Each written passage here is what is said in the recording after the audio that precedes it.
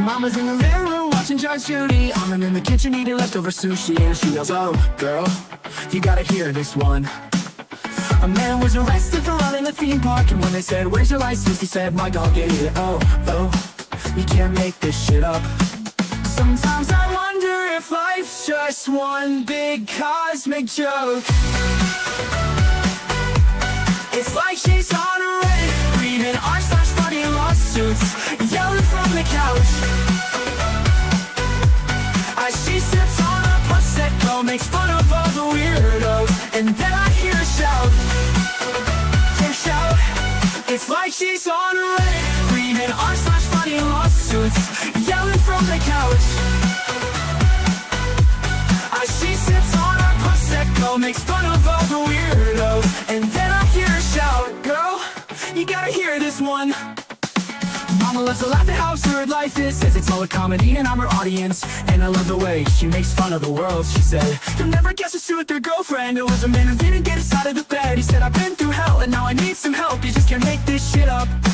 You just can't make this shit up." Sometimes I wonder if life's just one big cosmic joke. It's like she's on a Reddit, reading r/funny lawsuits, yelling from the couch. As she sips on a Prosecco, makes fun of all the weirdos, and then I hear her shout. It's like she's on a Reddit, reading r/funny lawsuits, yelling from the couch. As she sips on a Prosecco, makes fun of all the weirdos, and then I hear her shout, "Girl, you gotta hear this one."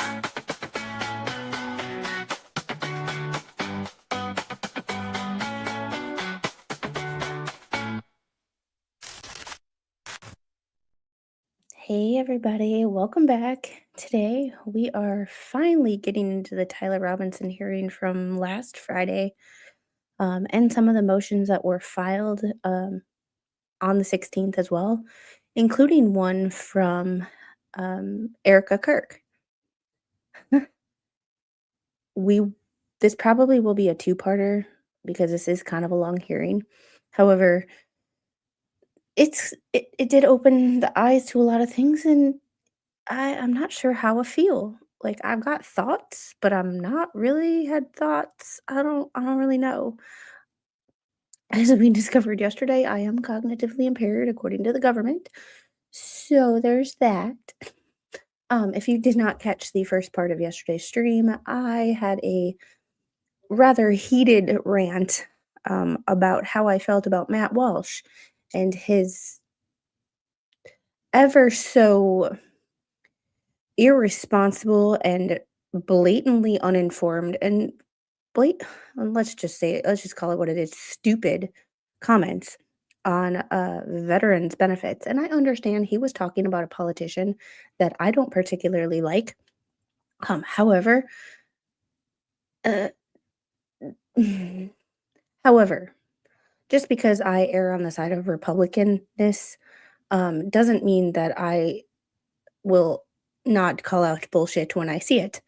And what he had said made him look stupid. The 3.34 million subscribers that he has will believe him and come to people like me and potentially call me names like fraud and all of that because I am 90% service connected, not understanding how all that shit works. And to the person that was in the comment section of that video and said, well, if you all will educate us instead of just getting mad, I understand that. We are particularly mad, at least from my opinion, on the way he presented it, going, well, I don't know anything about disability, and then further going on to present his opinion as fact. That was the irresponsible part that pissed me off. I will be making a separate video about it that is not full of profanity-laced ranting and telling him that I want to hang his balls on my wall because apparently he doesn't have any attached anymore. I did upload a couple of shorts from that video, and I uploaded that. I cut it down from the live stream because it had nothing to do with lips, although lips got the brunt of my annoyance yesterday. I will be doing a follow-up video that's recorded, um, that is recorded and edited, to be a little bit more YouTube friendly and a little bit more of why I'm so angry. Because yesterday y'all just got the brunt of my bullshit, um, and not so much the exact reasons why I'm angry, and why I'm upset with someone being that irresponsible. Um, but it all goes back to the easily spread misinformation. And when you say something to 3 million people who believe you like fucking puppy dogs instead of seeing you as the cuck that you are, I have issues. Anyway, we are talking Tyler Robinson today, a whole nother set of dramas. We are going to get straight into the hearing. It is disjointed. There is a time when it is behind closed doors. So we will be skipping that part. That is the benefit of rewatching it and not watching it live, which I think is what I'm going to do with all these Tyler Robinson hearings because the defense likes things behind closed doors.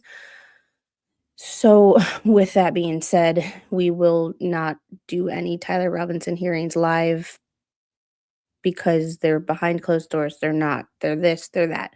I would rather be on the rewatch crew and do what I do with trials and skip the breaks and all the BS that goes along with it. So, and Unghung Hero, thank you for the $5 super chat.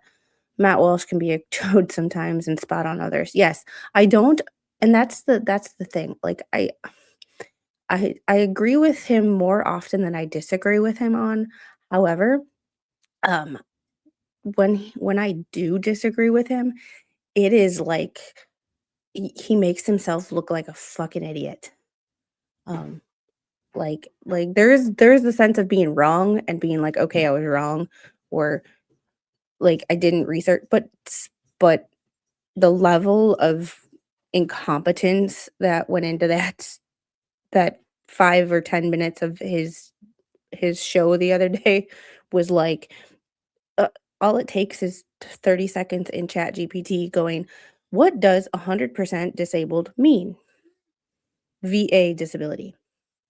Because technically, if you add up all of my disability ratings, it's like 150%.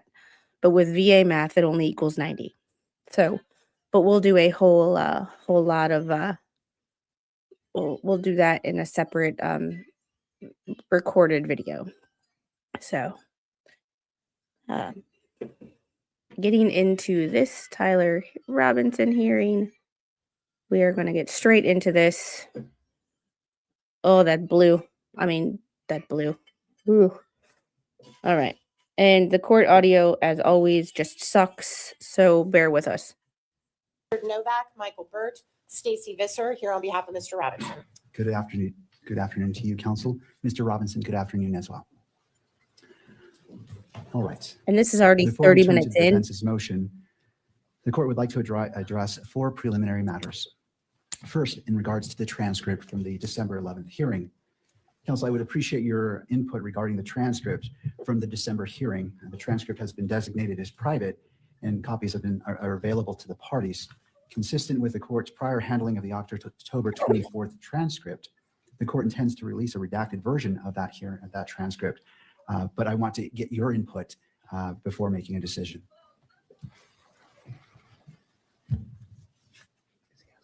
Look at the prosecution's face. Just Judge, we intended to do that as well.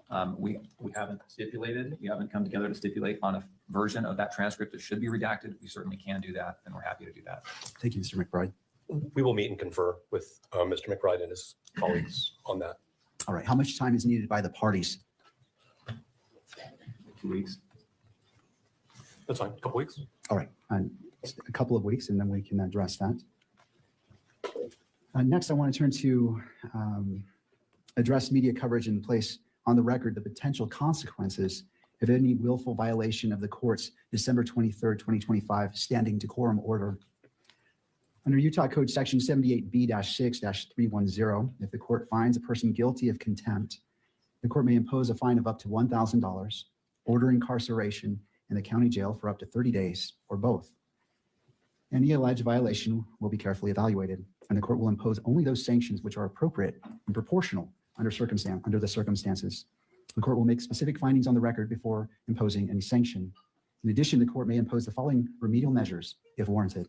First, immediate suspension of video transmission of the hearing, with proceedings continuing on audio-only basis for the proceeding where the violation occurred, and disqualification, if necessary and narrowly tailored, of the news organization that filed the request in order for electronic media coverage of court proceedings for the hearing in which the violation occurred from providing pool camera operator services in this matter, where the court determines that such a measure is required to ensure compliance with the standing decorum order and to protect the rights of the parties. Counsel will be allowed to provide their input before the court makes any final determination regarding sanctions. I want to emphasize that these measures are not intended to have a chilling effect on open and transparent courts or on responsible news gathering, and the court remains fully committed to the presumption of open proceedings under applicable rules. Have you seen anything like this at the drugstore? And No, this you was, haven't. Look, Optic is making the most beautiful this was readers. for This TV, is not me. Laurel in Champagne. I'm wearing the progressive lens, which means it's clear up top. I've got magnification. This was all them, not us. Any embarrassment or discomfort, I simply want to ensure that the guidelines for today's proceedings are clear. Mr. Yulberg, during today's hearing, what is your primary role? To provide video coverage of the proceedings for the public. All right. Have you read the December 23rd, 2025 standing decorum order? Yes, sir. Do you understand the guidelines as they relate to your responsibilities today? I do. Do you need any additional time to review the December 23rd, 2025 standing decorum order, or any time to reposition the camera to ensure full compliance with those guidelines? Do I need more time? I'm sorry, was that the question? Do you need more time to review the decorum order? And I'll pause there because that was a compound question. Sorry about that. No, I've read it. I fully understand it. I'm good to go. All right. So the second part, do you need any additional time to reposition the camera to ensure full compliance with those guidelines? No, I think we're in a good position now. All right. Mr. Yulberg, do you anticipate any difficulties complying with the December 23rd, 2025 standing decorum order? I do not anticipate any problems. All right. And is there anything that the court can clarify to assist you? No, I think we're good to go, sir. All right. Thank you, Mr. Let's hope Yulberg. so. Before I let you go, I'll turn to counsel based off the questions asked. I turn to you if you have any input or questions. Nothing from the state. Thank you. No, Your Honor. All right. All right. And the court, I appreciate your cooperation, and it's my hope that we all do our very best today together. Absolutely. Thank you. And finally, before we turn to the issue, the motion before the court, to the state, could you please provide a brief update on the status of discovery disclosure? Yes, Your Honor, I don't have the percentage of materials that we have that have been disclosed, but I think we're above 90% at this point. There still is discovery coming in, there are reports and so forth coming in from various entities. So I think we're moving expeditiously towards completing at least this initial batch of discovery. Of course, discovery will be ongoing probably for the duration of the proceeding, but we have provided nearly all of what we have today. All right. And to defense, any input? Not at this time, Your Honor. Thank you, Ms. Nestor. All right. Thank you, counsel, for your patience as the court covered those preliminary issues. Let's turn to the defense's motion to disqualify the Utah County Attorney's Office. Here we go. Sorry, Mr. Novak. That's fine, Your Honor. That's okay. We actually have some preliminary things we want to discuss with respect to the posture of this motion. And I also think at some point the court needs to decide at what stage the hearing on this motion remains open and becomes closed. So I'm going to bear that in mind in terms of my preliminary statements, if I may.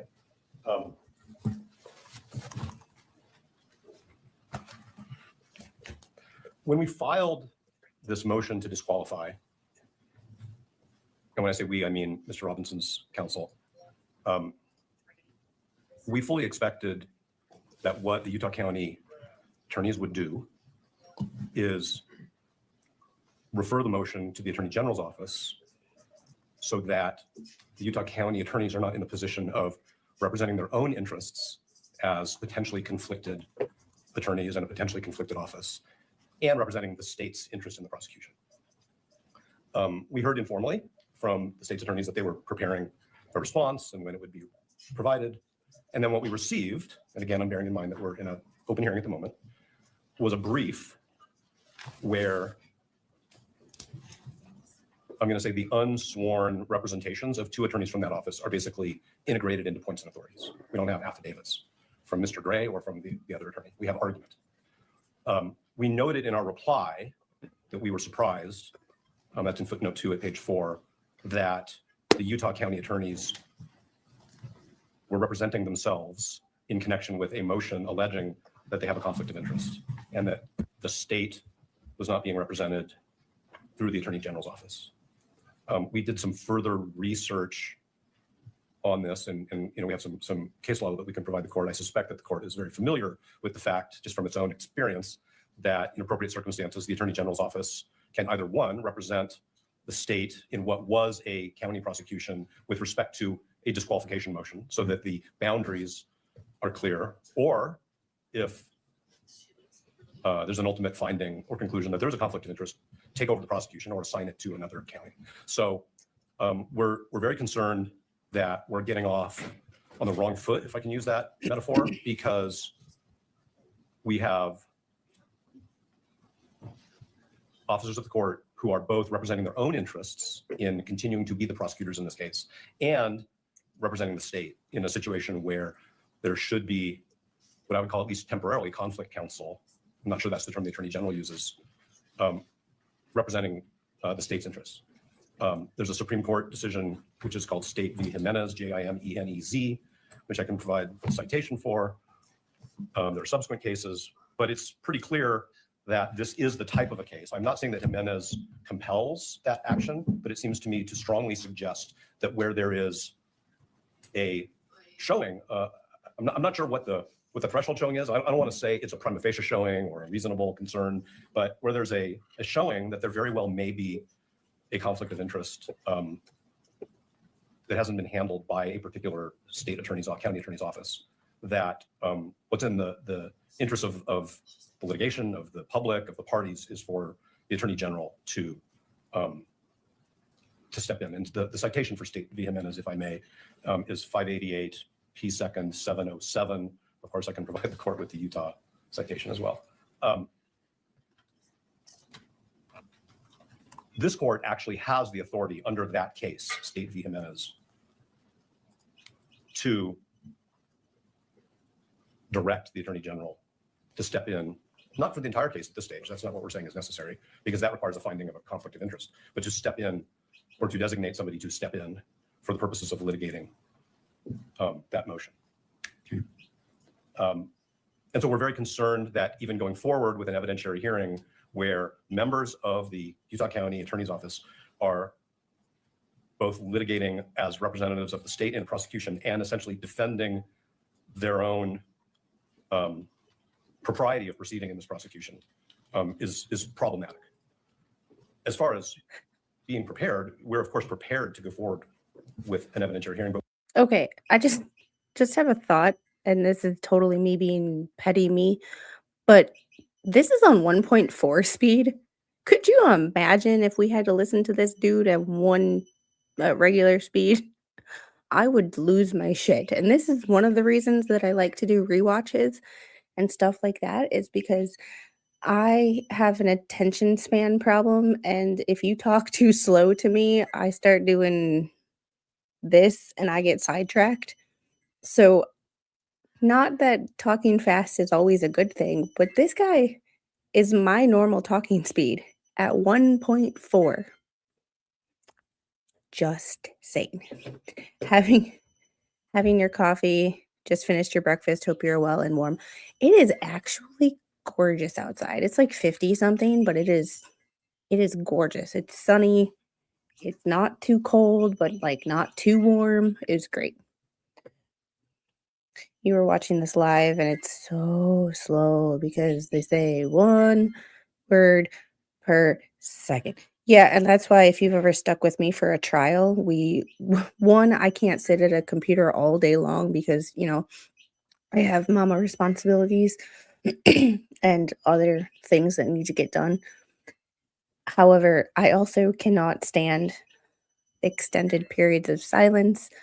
I cannot stand the sidebars and stuff like that. So we watch Replay Crew at night, 4-hour stream instead of an 8-hour stream. And we go at like 1.4 speed, 1.5 speed. We cut the breaks, cut the sidebars, and we just get the heart of the testimony and not all the BS that goes along with it that makes court unbelievably boring. Good, something to watch other than llama drama. Yes, I was like, and I have a poll up. Did y'all hit the like button for a non-hail stream? Which was supposed to be Monday, but I didn't stream because I needed a day off.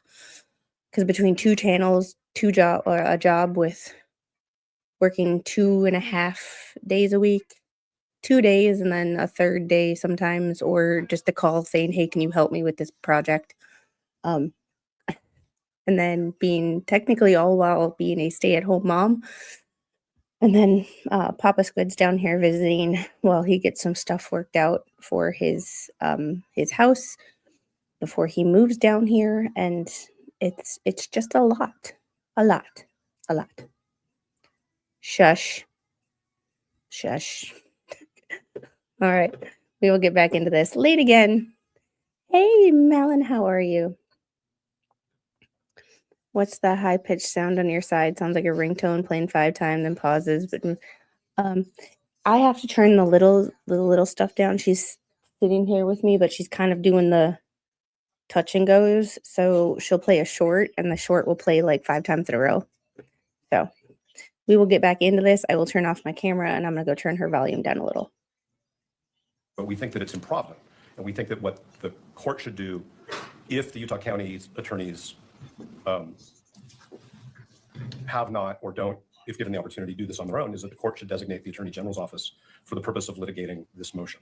I did my makeup The court today. might ask hypothetically the question, No eye makeup. has the Utah County Attorney's Office conferred with the Attorney General about this particular question? And we are not in the dark because, as Ms. Nestor will tell the court, as an officer of the court, she's spoken with the Attorney General's office and they have not been consulted about this. Okay, so this is a motion to disqualify County Attorney's Office based on what we believe is a material, significant conflict of interest that it's clear they haven't even tried to address by way of a screening, which of course is a term of art, because their position is no screening was necessary. We're not even here to discuss whether the way in which a particular attorney was screened off was adequate. Their position as their own advocates is, we've already decided no screening is necessary. So we've been told by the Attorney General's office, Ms. Nestor can represent to the court exactly what she was told, but basically that there has not been consultation. And while that is Mr. Gray's prerogative, we think it's wrong. And we think that this court needs to exercise its authority to intervene and say, in this case, for this kind of a motion, the court needs to hear from a representative of the state who does not even appear to have a conflict of interest. So that's our preliminary statement about these issues. And again, I hope I've avoided saying anything that should have been said in a closed hearing. I think I was pretty good about that. So that. Malin, this is Tyler Robinson, the accused assassin of Charlie Kirk.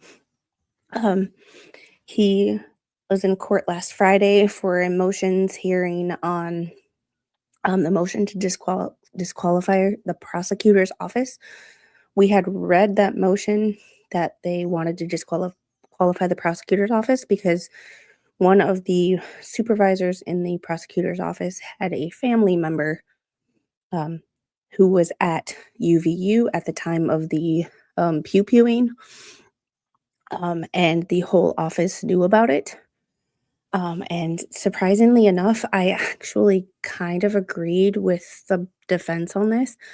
That prosecutor, because he is a supervisor in the prosecutor's office, should have recused himself from this case, which would have saved everybody else this right now. But he did not. And now did that, the question is, did that put the whole entire prosecutor's office in a position of bias? So I'm still amazed that this trial is so active so soon. Usually this kind of trial won't happen for a long time after the event. Well, the trial still won't happen. He waived his right to a speedy trial. However, Erica Kirk, as designated by the victim or the being the victim's advocate, and Andrea Burkhart had put on her Twitter what the statute was, that she was designated his representative. She had filed it for a motion for a speedy trial on the 16th. So people online were up in arms that she did it. We have it. We are going to read through it within the next either today or tomorrow, whenever we can get through this. We will see. And also, I do have a new case of a 47-year-old former Fox News anchor who is accused of unaliving her mother. So, and I have all the documents in that case too. Not courtesy of me, courtesy of someone smarter than me. So, we'll get into that. That's where we are before we even get into the litigation of it. And I don't want to be formalistic. I'm certainly not trying to be confrontational, but I think actually what we think the court should do is the court should strike the Utah County Attorney's response to our motion and direct the Attorney General to take up the responsibility for responding to our motion in whichever way clearly non-conflicted attorneys representing the state think they should, how it should be responded. And if I've muddled, I always say this, Your Honor, if I've muddled anything or confused anything, please say so and I'll try to clarify. Thank you. I do have some questions for you as it relates to this. I wish to consider all the authority that you wish to cite to. I mean, obviously you came into this hearing knowing that this is something you're going to present. And this court wants to be efficient with time, but thorough. Yes. And not jumping to conclusions. Can you give me all the authority that you wish for me to consider in considering your request today?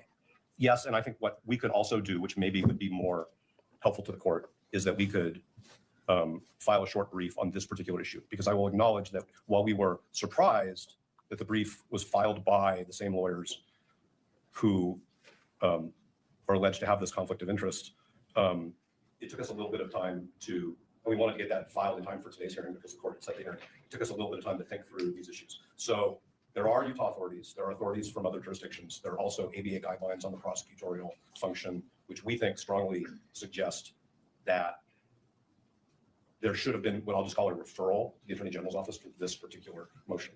I can stand here and I can give the court case names and numbers and sections from the ABA standards, but it was not our goal to, of course, put the court on the spot and require the court to, like, go back into chambers, think about it for, some pressure period of time and come back out and make a decision. So if it would benefit the court for us to file something, and I don't mean in a month, I mean very soon, so that the court has thoughtfully presented points and authorities, we're happy to do that. As far as I know, the only people who've traveled out of town for this hearing are Mr. Burt and myself. So I'm thinking about the convenience of witnesses in the court and counsel. It's important that we do this in a way where the court has the opportunity to make a thoughtful, reasoned decision, as Your Honor always says. So that would be our proposal, is that if the court is open to receiving authorities, that we recess this hearing for, whatever meets the court's schedule, whether it's a week or 2 weeks or a few days, and we can provide the court with something and we'll come back. But we do think this is a serious issue, because I think the question of who litigates this issue on behalf of the state is in itself wrapped up in this conflict. And we want everybody to get this right. Once. My question for you is, knowing this, why didn't you file a motion prior to today's hearing, knowing that the court would be in this position based off your request, prepare the court, prepare opposing parties, and to be efficient in our use of time? I'm trying to understand. I understand what you're saying, and I understand that things evolve, but I'm trying to understand why that wasn't filed in advance of the hearing to put the court on notice at the very minimum, and just to allow the court to do what the court does. I hear what the court's saying, and I think we can take responsibility. He does not sound happy. Like this, I know this is at 1.4 speed, but you've seen over the course of how many hearings now, this judge is very monotone. Like this is the ASMR judge who could record an audiobook and put you to sleep. This judge just raised his voice for all intensive purposes. For not sufficiently presenting the authorities that we think compel what I've just suggested should happen. We noted in our reply brief that the county attorney should not be representing themselves. And that's probably an inadequate message to the court, but we did file a motion to disqualify. And inherent in a motion to disqualify based on the conflict of interest, we anticipated would be that the state attorneys would seek representation from a clearly non-conflicted, appropriate prosecutorial authority, which, as I've done further research, and Mr. Bird and Ms. Visser and Ms. Nestor and I have all done further research literally up until earlier this morning, we think it's pretty clear that this court has the authority to make that, I'm going to call it a referral. I think it's an order referring it to the Attorney General if the Utah County attorneys choose not to do so. And the additional information, which we did receive today, I'll just tell you that, was that there had not been any communication between the county attorneys and the Attorney General's office concerning this issue. We all know what Tyler so Robinson looks like I'll by follow my now. sword. You don't The court need to thinks I should be zoom. sanctioned for not bringing this up sooner. I hear the court, but we are we're juggling many aspects of this case all at the same time, some of which the court is aware of, some of which the court probably is not aware of, but the court can imagine. No, and I appreciate that. It's not the intent to sanction you. I understand that issues come up and there's a lot going on. And so the court appreciates your candor and representation today. So these items can evolve. And so the court is not finding fault with you. It's just hoping that as it requires a lot of time and resources for you and for fellow attorneys and for the opposing party and for other parties, we just might want to make sure we make the best use of our time when we're together. I hear everything the court is Stop saying. wasting my Take time. it to heart. I understand what the court's saying, and we are cognizant of the time that the court devotes to preparation for these hearings. So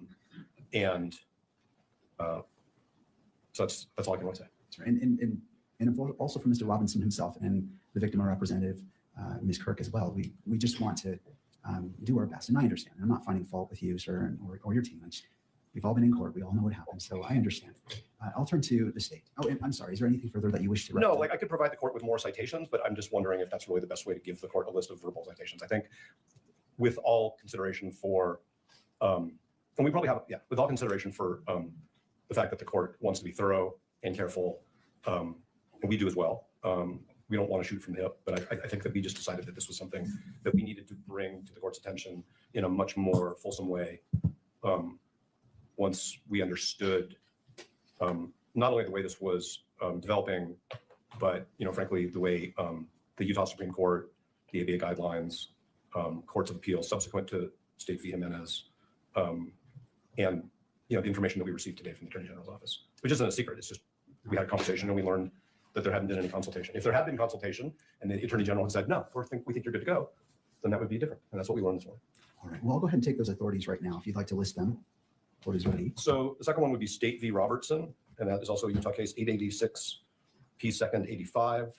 There's the ABA prosecution standards. I would refer the court to section 3.1.7 and 3.2.5. And those are, I think, the places to start. Is there any Utah rule on point that addresses this issue? So the case of State v. Jimenez, which I referred to, which is the Supreme Court, does actually cite a statute. Anything further that you wish for this court to consider at this point in the proceeding as it relates to this issue? No, and depending upon the statements of counsel, we may have some response if the court permits it. Of course. Thank you. Turning to the state. Mr. Gray. Your Honor, I'm not sure why this is coming before us today. If it was such a surprise to them more than a week ago, I don't know why they wouldn't at least notify the court. I too represent the state. I'm an elected official, constitutionally elected to represent the state. Where does this end? I don't know these cases. I'm very interested to see whether or not they refer to trials. I know that the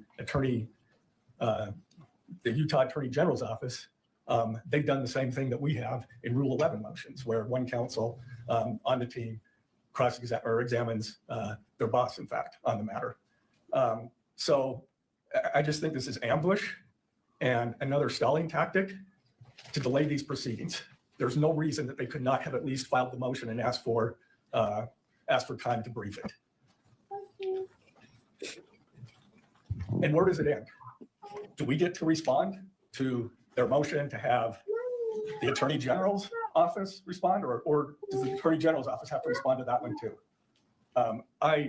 I'm not, well, anyway, I've stated my, it should have been done far earlier if that was their case, if that was their claim. And if I could just turn the time over to Ryan in case he has something else. Thank you, Mr. Gray. And excuse me, this is, we're tag teaming this somewhat because it's a surprise to us as it is to the court. But in the 5 minutes I've had to read Robertson and Jimenez, which could have been provided to me before this hearing, it looks like those cases don't stand for conflict of interest cases. They're actually, does the Attorney General's office have authority to prosecute cases that occur within a prosecution district or county attorney's jurisdiction? The answer is yes. It's not about taking conflicts from the few minutes I've had to read those cases. I do want to state, this is, of course, the first time this has been raised to us. The defense has known that we were going to respond to this motion for some time. We requested an extension for our filing deadline back in December. The defense agreed to that extension. Our reply was filed January 5th. The defendant's reply was filed thereafter. And in that reply, the tone of that reply is mentions that they thought that perhaps a special prosecutor would be appointed to handle the conflict case. But in the alternative says, we want to subpoena witnesses to establish the facts that are laid out in the state's opposition motion or memorandum. And that was what we understood was going to happen today. You have a family member of a prosecutor who has been subpoenaed. An affidavit has been supplied to the court. We believe that affidavit is adequate, but it wasn't adequate from the defense perspective, so we subpoena that person. Prosecutors have been subpoenaed for today's hearing. You have 2 investigators that have been subpoenaed for today's hearing. And we are ready to go, Your Honor. I think that the motion or the request the defense has made assumes that a conflict does exist and that there's an inability of the party who has been accused of a conflict to defend themselves. And I just don't think that that's true. If there is a conflict, which is the question that this court is to decide, the case will be referred. Until that conflict has been established, the case is properly in the jurisdiction that has statutory authority over that offense. And until that conflict has been established, the Utah County Attorney's Office has this case and can defend its involvement in this case. I got just a moment to review my. Malin, the defense wants to disqualify the county attorney's office, the entire county attorney's office, because one of the supervisors in the county attorney's office had a family member who was at UVU the day of the pew-pewing. And with that being said, that family member had put in the family group chat, things that were going on. So the person in the prosecutor's office basically told all his colleagues what was going on the day it was going on. So the defense is like, well, they're all biased because of a family member being there. And I think he should have recused himself. English is hard, excuse me. I'm cognitively impaired for those of you who weren't here yesterday or don't know me very well. And he didn't. With that being said, I don't think that person is actively on this case. However, he is a supervisor, so he has access to everything. Yeah, holy crap, bad choice. I'm just that personal, like, I don't like even the appearance of conflict of interest. So, like, if things seem fishy, where there's smoke, there's fire. Like, let's not even get the appearance of impropriety. There's already enough shit going around the internet that says we got the wrong guy, blah, blah, blah. Conspiracies that so-and-so country did it. There was even conspiracies that Erica was involved, which Erica is his wife. There is enough shit going on. You need to have this as rock solid and airtight and squeaky clean as humanly possible. And this is just messy.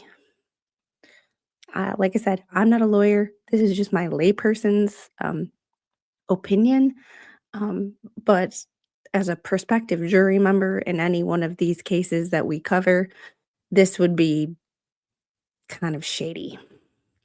Is the defense's next move a venue? Who knows? And thanks for posting my link. I post mostly photography and have done over the past years. So I have always been under the guise of, I do not gatekeep YouTube. I will never tell anybody who they shouldn't watch or should watch.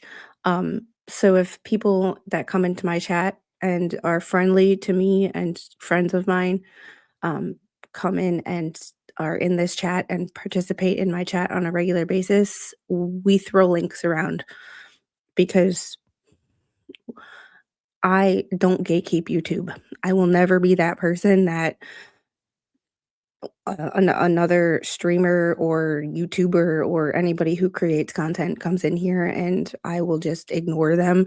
No, like we will put their links because that is just, I will never be the type of person that will gatekeep YouTube because I've seen it done by creators and I think it's just an awful way to live your life. And yes, I do have my issues and my attitude and my pettiness, and I am not always the nicest person. But in general, I try to have a basic respect for everybody else, and gatekeeping YouTube is just a shitty behavior. It's good to have people in chat. Thanks. And this is one of our non what the hail streams. I do these occasionally. They don't get nearly as much traction as the drama. However, I still enjoy doing them because this is what I like to do.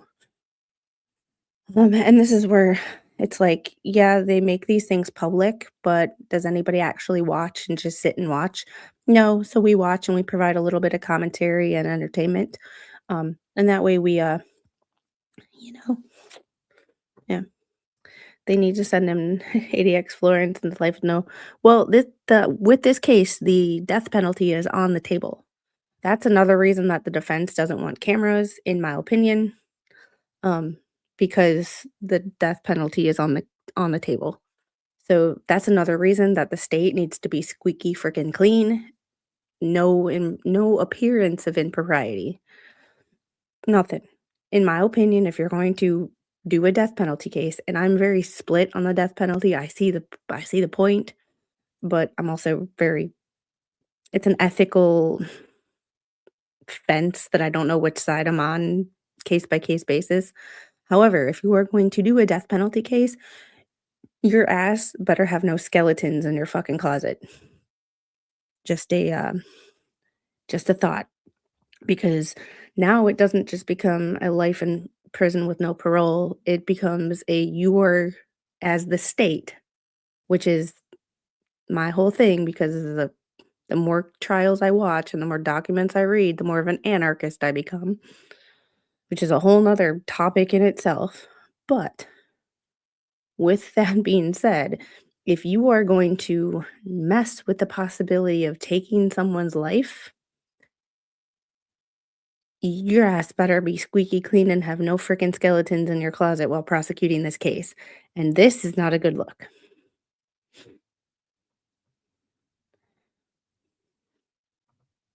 Notes and see if there's other points we want to make on this. Of course.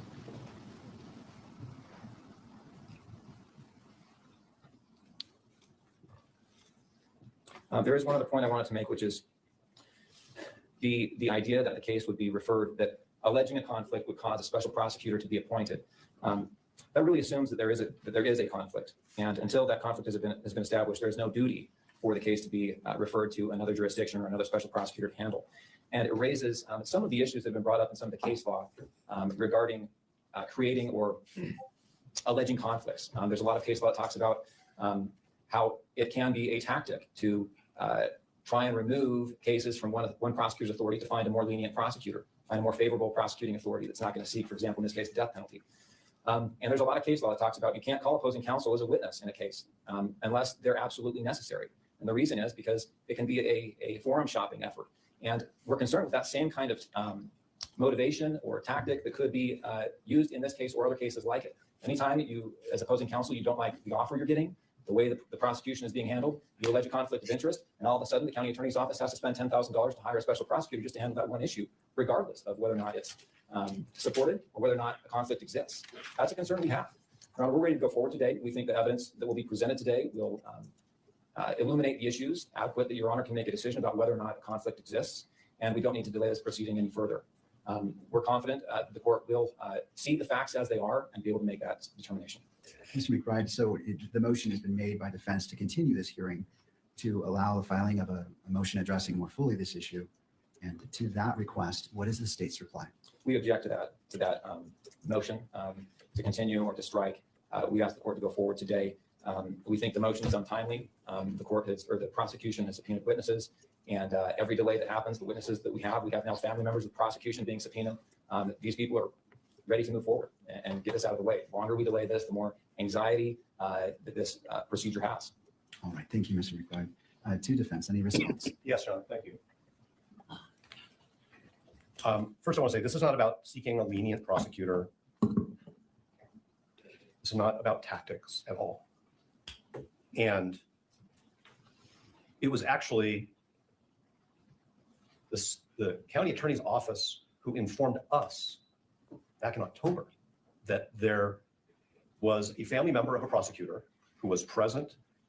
At this point, you're probably not avoiding therapy because of stigma. You're probably avoiding therapy because you've At this point, this is how you know that Court TV is really just out to make money because I have YouTube Premium. It's one of the things that I pay for so that when doing rewatches, we don't have to pay for ads or we don't have to wait for ads. However, this is not me. This is Court TV putting commercials and ads in their own stuff. Kind of messed up, don't you think? It's good. You look extremely litigious today. I just didn't do my eye makeup, and to prevent a headache, I need to get blue light glasses, but these are my they're they're not reading glasses. They're the lowest prescription possible, but they're just enough to like affect a little bit. But I need to get blue light glasses. I have some on the Amazon list. I just haven't pulled the trigger on them, so to speak. Yeah. So this is them. Whenever you see a commercial, it's Court TV, not me. But Steven, I totally get this when people recommend a stream and they turned out to be like, Bone Crusher and stuff. But I also don't tell people who to subscribe to. I tell you that that person is a friend of the channel. I tell you that they have a channel. You post or my mods post the link. And if you go and check out the channel and it's something you're interested in, you subscribe. If it's something you're not interested in, then you don't subscribe. I am just giving everybody the opportunity to get their link out there. Because like if Vices and JKD Buck would not have put my link out so many times, I don't know where I'd be. If people like DJ Radis wouldn't have mentioned my channel when he was doing pre-FNL streams, if the expert wouldn't have put my link out there so many times, I would not be where I am today. And they never did it in a go subscribe to her. You have to subscribe to her. They like the expert would just put my link out and say, here's her channel. Go check it out. If you like it, subscribe. And that's kind of the mentality that I have. It's just because I do know that especially smaller channels, the algorithm is not on your side. The algorithm is not your friend as far as like your name won't be pushed out to people. So a lot of people won't see your channel to see if they like and want to subscribe to your channel. So I'm just helping pay it forward because people did it to me.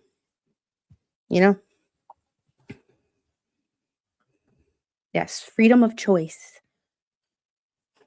All right, so we're gonna skip past these. Very important to remember that your The Utah County Attorney's Office informed us in late October that we needed to know about this, and we informed them, fine, that's your position, it's not a conflict of interest. We think it is, and we intend to litigate it.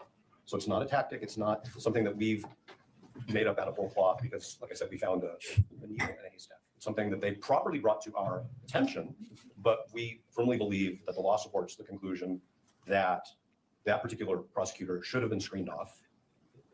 There's good case law on screening, which we did fully cite in our briefs in a timely way. And there was no effort to screen off that prosecutor. And that has now created a problem for the whole office. That is not made up out of whole cloth. And like I said, it's not about tactics or lenience or delay. This isn't delaying anything, at least on our part. The other thing that I want to point out is to say that until this court decides there's a conflict of interest, somebody else shouldn't be handling this issue is circular. Because by that point in time, the court would have already allowed the conflicted attorneys to represent the state in a hearing on their potential conflict. So I actually think the way that you avoid that circular argument and the sort of harm that arises if the court were to find that there is a conflict is to at least temporarily have the Attorney General's office handle this. Yes, Mr. Gray is an elected official, but that doesn't mean that his office doesn't have a conflict of interest. Conflict of interests arise. A judicial officer decides to become a prosecutor. A prosecutor decides to become a judicial officer. That's actually where most of the case law comes from, as Your Honor knows. A defense attorney changes careers and becomes a prosecutor. There has to be a screening. The case law is very clear that the screening has to be adequate. There's been no screening here because Mr. Gray decided we don't think there's a conflict of interest. And what we're saying is it's not a needle in a haystack. It's not a tactic. It's not a fiction. It's not a thin read. The evidence that the court has suggests number one, that there's a very good possibility that as a legal matter, there's a conflict of interest. That's why we need to have an evidentiary hearing, because the court doesn't have all the facts. And number two, that the Utah County Attorney's Office, because they decided early on, without consulting with anybody, that they didn't have a conflict of interest, didn't put any screening mechanisms in place. And so I do agree with that. That they did not see that as a conflict of interest or a potential conflict of interest to me is a problem. Whether it actually turns out to be a conflict of interest, whether they end up, recusing themselves or disqualifying themselves is totally different. But the fact that no one in that entire office said this might be seen or have the appearance of being a problem, it is just it just itchy. Oh, the expert and Rosalind are being blamed for why Zach is here. Because Zach said, I don't know how I got here, but it was an awful decision. I was like, blame Rosalind and the expert. We would blame Jeremy, but it's not his fault for once. And yes, I do tend to be, some people have called it a fence rider. However, I just call out BS or what I disagree with or agree with on either side. And I really don't care in the sense of like, I'm not an all or nothing, or I agree with this side or I agree with this side, because you're never going to agree with anybody 100% of the time. If you do, I either say that you're brainwashed or you're stupid. And both of which could be a possibility at the same time. Two things can be true at the same time. I do have a pair on my Amazon. Zach just follows people around. Well, Zach is my favorite fat shamer, and I love him for it. I understand that they want to defend the decisions that they've made, but the question is, shouldn't the state be represented by somebody else in the course of this court resolving whether those decisions were right? Because to quote the law and to quote the ethics, the Utah County Attorney's Office is now serving two masters. I don't like that word, but that's the word in the doctrine.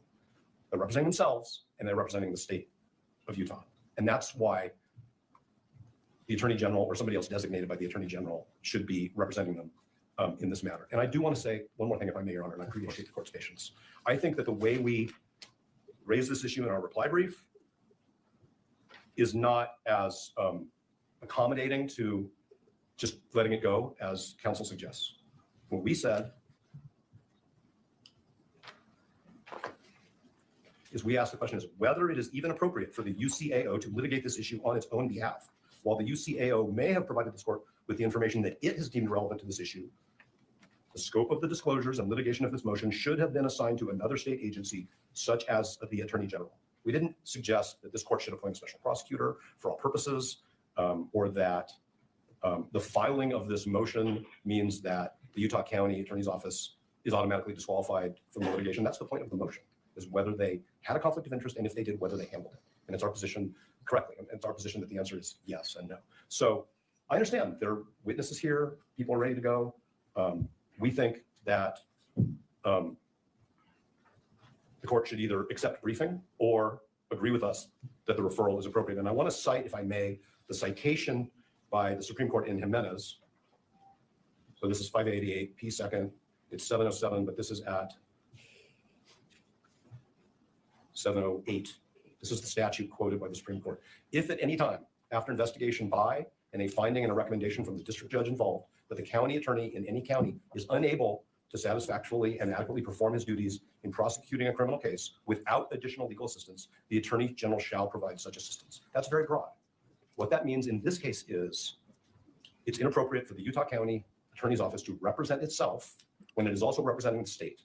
And that for this motion, this court has the discretion, we would say, respectfully the obligation, to designate the Attorney General to represent the state, the people of the state of Utah, in this motion. And depending upon how the court rules on the motion, then we have to see what happens next. So is it your position that the court has discretion to make that decision? I think that the court has the discretion to say to the Utah County attorneys, you shouldn't be representing yourself in this case at this stage as to this motion only. I'm sorry. That right there Like this judge, I've watched him, kind of looked at the, watched his behaviors and things. This face to me is like you're telling me what my discretion is. Like we're gonna do this, right? You're gonna so when I tell you what my ruling is and you're gonna fight me on it, you're not gonna fight me because you just told me that it's my discretion, right? I think that's where we're going. I think that's where we're going with this. I haven't watched this. That's the thing about being busy is some of the time I want to watch things so I know what to like discuss with you guys, and other times I'm like, I don't have the time or the attention span to watch it twice. Although I do, when I watch it twice, pick up on things that I didn't pick up the initial time, because that happens. However, it's just this face right here. It's just yes, and technically, if it was the stalker relationship, I know more about you, Devil Fan, than you know about me. I got a whole notebook full of not a whole notebook, but a whole page full of stuff on you. In a professional manner, of course, but, like, I took down most of my content, just some snark videos still. Doggy videos are all the best. And hey, Karen, how are you? All right. It's It's the good Karen. It's the good Karen. This is the Karen that does not fit into a Karen stereotype. Just remember, not all Karens are Karens. I love you, Karen. But this face right here, this just this judge is like, when you get the lines up here that it's like the eyebrows raised and it's like, okay, keep going, keep going. Continue to do what you do while this motion is pending, and we will resolve this motion. I am not suggesting that they should stop the work that Mr. McBride talked about preparing discovery, having their agents interview witnesses. We want to get this motion resolved in a timely way. It is not a stalling tactic, but I'm not saying, let me be very careful because I don't want to misinterpret the court's question. I'm not saying that whatever this court decides is the right decision because the court has discretion. We believe that the law requires that the county attorney's office be represented by somebody else for this motion. What I'm saying is the legislature gave the court the authority to compel that when the state attorney and the attorney general haven't done anything about that yet. I'm not saying that the court, I mean, I don't know what the standard of review on appeal would be. So I'm not just saying it's an abuse of discretion standard. What I'm saying is the legislature gave this court the authority to direct, refer to the attorney general representation in a criminal case where there's a showing of a potential conflict of interest. And I've been a criminal litigator, although on this side for a long time. So I understand what counsel's talking about is sometimes defendants come up with questionable grounds and move to disqualify. And I don't think that that's a finding that the court can make in this case. It was actually, as I said before, the Utah County attorneys who were concerned about this enough that they brought it to our attention. We have profound disagreements about the significance of the conflict and the way it was handled. Okay. And otherwise, I think I would be repeating myself if I said anything more without answering a direct question. All right, I do. I just have a brief question. Do you have your witnesses here today?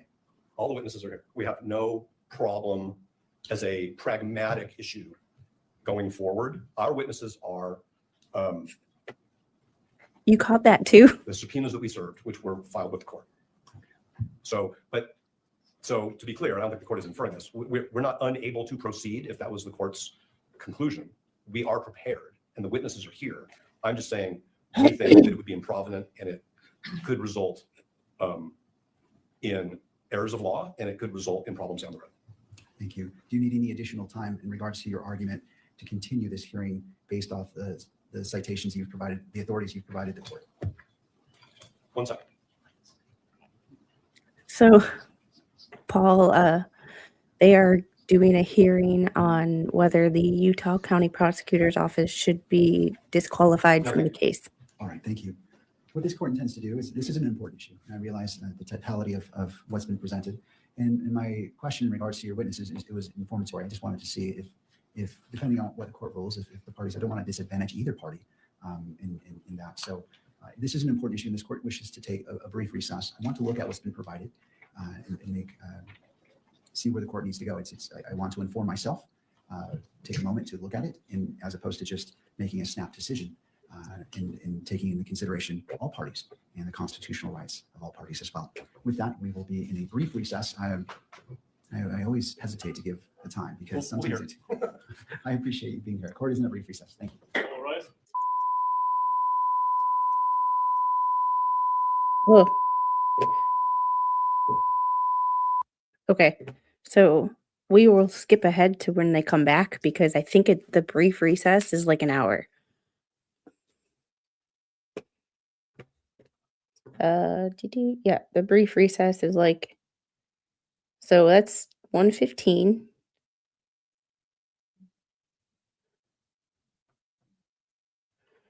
Let's see. And make a decision on how we move forward today. And the defense's argument, and the defense relying upon Jimenez and Robertson cases, if there is a showing of conflict of interest under Rule 1.7, then the court should exercise its discretion and require the Utah Attorney General's office to stand in for the Utah County Attorney's office. Mr. Novak conceded that there has to be a very good possibility of a conflict or showing of a conflict. No authority was given to the standard of proof necessary to satisfy that showing. This court wishes to address the issue of the showing of conflict of interest under Rule 1.7. With regards to the first question, whether the prosecutor has a conflict of interest under Rule 1.7, the defendant asserts the following facts, and I'm drawing from the motion itself and reading from it. One of the prosecutors on the case has a family member who, along with approximately 3,000 others, attending Turning Point USA at UVU on the day Charlie Kirk was shot. And that's the thing. That's the only redeeming quality for the prosecution in this case. It's one of 3,000 people. Like, it wasn't like there was like, they were out to dinner. They were out to dinner with Charlie Kirk and Charlie was unalived right in front of them. Like it, and they were like one of 6 witnesses kind of a situation. It's 3,000 people. Like, Shot and killed. The family member texted the prosecutor almost contemporaneously. I can't speak today. Contemporaneously. people wonder why judges write things down. And shared that they had heard the gunshot and that they had run with the crowd, given other observations, feelings, and reactions. Thereafter, the prosecutor went to UVU and investigated how far away his family member was to the shooting. The family member had left the backpack and they fled. The prosecutor determined that the family member was approximately 85 feet away from Charlie Kirk when he was shot. In my view, those are the alleged facts that the court must consider to answer the first question. Does the prosecutor, by virtue of his relationship with the family member who witnessed the shooting, have a conflict of interest under Rule 1.7? And turning to that, just looking at my notes, I appreciate your patience. And so turning to defense. If I accept the facts as you have alleged in your motion as true, is there any reason to call witnesses to answer the first question before the court? And before you answer that, I understand that there are other relevant facts that pertain to the effect of the alleged conflict. Those facts would include whether the prosecutor was properly screened from the case, what conversations he had with other prosecutors, and whether the family member's experience impacted the state's decision to seek the death penalty. It is the defense position, as I understand it, those facts may need to be explored through witness testimony. But if we're just talking about the first question, whether the prosecutor has a conflict of interest under Rule 1.7, is there a need to call witnesses? Yes, Your Honor. I understand that the court is trying to get to the threshold question that we have put before it with respect to who should be representing the Utah County Attorney's Office in this motion. But the answer to the court's question is yes, because it's not just the mere transactional event that this that the offspring witnessed the shooting. It is the evidentiary development will get at, and again, we were only provided with an affidavit, which was very, if I may, narrowly drawn at communications that happened after that between that offspring and their parent, between that offspring and other family members that may have been communicated to the parent, communications between the parent and other people in the office, impact. Okay, so now I'm going to just say, if I had found out that my child was at an incident where somebody was shot and killed, I would have an incredibly strong emotional reaction, even if they were safe. Okay, so give me a second, okay? There was a horrible shooting incident at Brown University a few weeks ago. And I have a child who lives within 20 miles of there who was in Providence that day. And everybody in our family was really freaked out until we knew that they were safe. And then even when we knew they were safe, the question was, what did you see? Did it affect you? Turned out everybody's fine. But it's not just, oh, I was there. Right? And my family member didn't witness a shooting. Wasn't in a crowd with 3,000 people who all had to run and take cover in case there were more shots fired, in case there were some other harm that occurred. Okay, so it's not just the fact that this person was 85 feet away from Mr. Kirk. That begins to that scratches the surface, if I may, of the totality of the circumstances, which we think created a conflict of interest. So the answer is yes, and that's why both the parent and the offspring are here and are under subpoena and agreed to be here and agreed to testify. Obviously, it's the court's proceeding, but nobody's moved to quash, and I think it's obvious that that's because we need further factual development. And our reply brief, if it did anything, it communicated to the court the case law, which shows that this is a fact-intensive inquiry and that affidavits are required. And here we don't have affidavits from the parent or from Mr. Gray. We have argument in a brief, but we also believe that testimony from the offspring is necessary, and they're here and they agreed to be here, and they agreed that Ms. Visser could sign an acknowledgement of service of a subpoena. So the very, very long answer to the court's question is yes, definitely. We need to have an evidentiary here. But isn't defense required to make the threshold showing from the facts that you're asserting? Isn't that where we begin? Not necessarily the state's response, but don't you have a responsibility to show that you've made a threshold showing of what you're asserting would rise to what you're asserting in your motion? So the Utah County attorneys informed us that this offspring was present in a crowd, was caught up in the ensuing chaos, heard a shot fired, had to leave their belongings behind, witnessed the trauma of other people. We can't really get beyond that without fact development. And if what the court is saying, hypothetically, is I want you to go sit down and interview people, that's one thing. But if the court's saying that we somehow should have more information than the county has given us, we can't do that without evidentiary development. Okay? We have questions about whether there were more non-recorded communications that we haven't been told about. I think we have a good faith that the court could imagine that a family would talk about such an incident, and it wouldn't just be the text messages that the court has in the exhibit. And I don't purport to say anybody should run their family the way my family operates. I'm just talking about what I think would be natural, which is families talk about these things because we want to take care of our kids and we want to make sure they're okay. And then we need to make sure that our responsibilities to the public and to justice aren't impacted by our personal experiences. And I think that we can only get at that, Your Honor, through evidentiary development. All right. And that's why, and I think that the state would agree with that, because that's why they provided the court with some affidavits and some fact in the course of argument. So I think that This trial probably won't be till next year. The very limited number of witnesses that are But- present. I understand. Let me turn to the state. What's the state's position? So I want to make sure I'm understanding your question. The question is, there's two layers here, right? The first layer is when an alleged conflict arises, does in this case, the county attorney's office have to conflict the handling of that allegation to another special prosecutor, attorney general's office, right? Your question is, doesn't the defense have to make an initial showing before that first conflict occurs that requires that delegation? Yes. Okay, my answer is yes.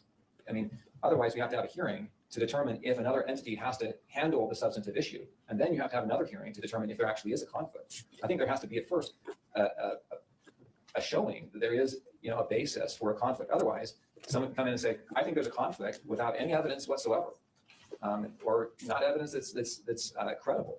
I think, and for that reason, I think the court should be able to make this threshold showing based on the affidavit, right? The affidavit and facts have been proffered. I think there's enough there for you to say, yes, the county attorney's office can handle this motion on its own, or no, this motion needs to go to the attorney general's office, whoever else, to handle the substantive issue of whether or not there's a conflict. I mean, I want to be clear. New episodes Mondays. Even after all these years, I never tire of this view. Your favorite community returns. Action. With open. I think the defense is trying everything that they possibly can do to get rid of the prosecution, to do anything that they can to change the circumstances in this case. Okay. I think there may have been a little bit of confusion there, and I'll take responsibility for the question. In regards to the threshold showing about the conflict,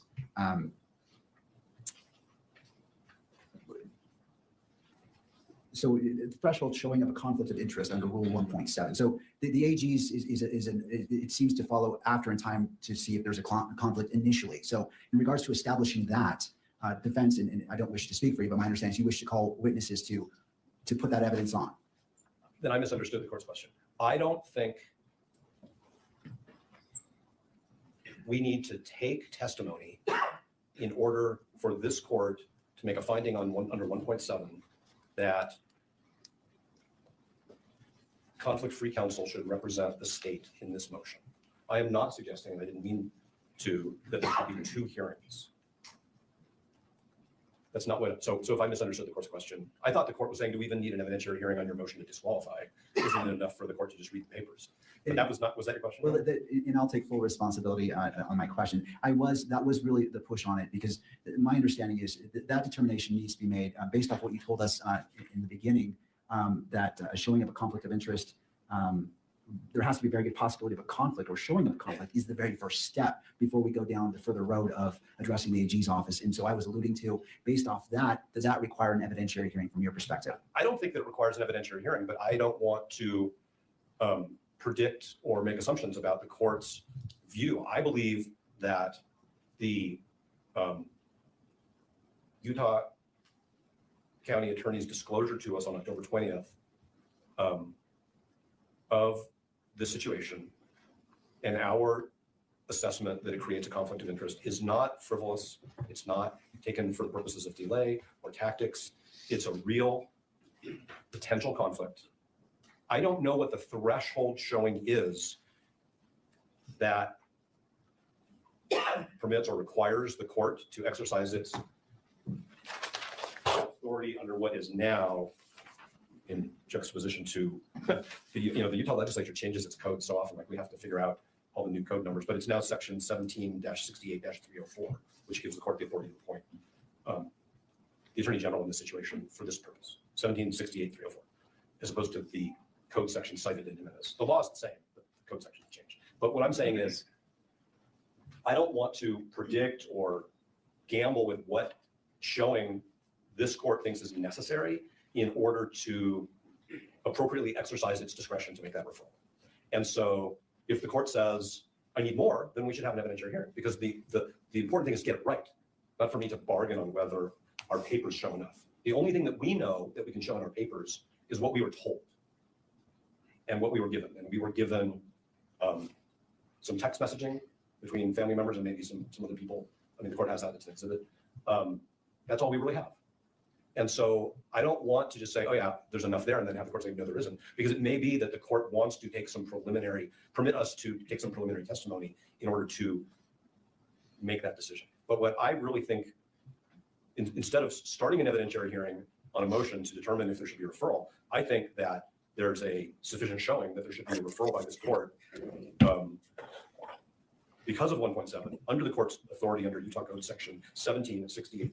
Anyone else feel like we're talking in circles at this point? 304, before we even begin to take testimony. I mean, the fact that Mr. Gray is going to be the first witness we call already, and that the state hasn't moved to quash because it's a frivolous subpoena, or it doesn't have, there's no basis in the factual predicate to examine Mr. Gray about these things, suggests that there's a problem here. That Mr. Gray's office is representing Mr. Gray while also trying to represent the state. And that's an inherent problem.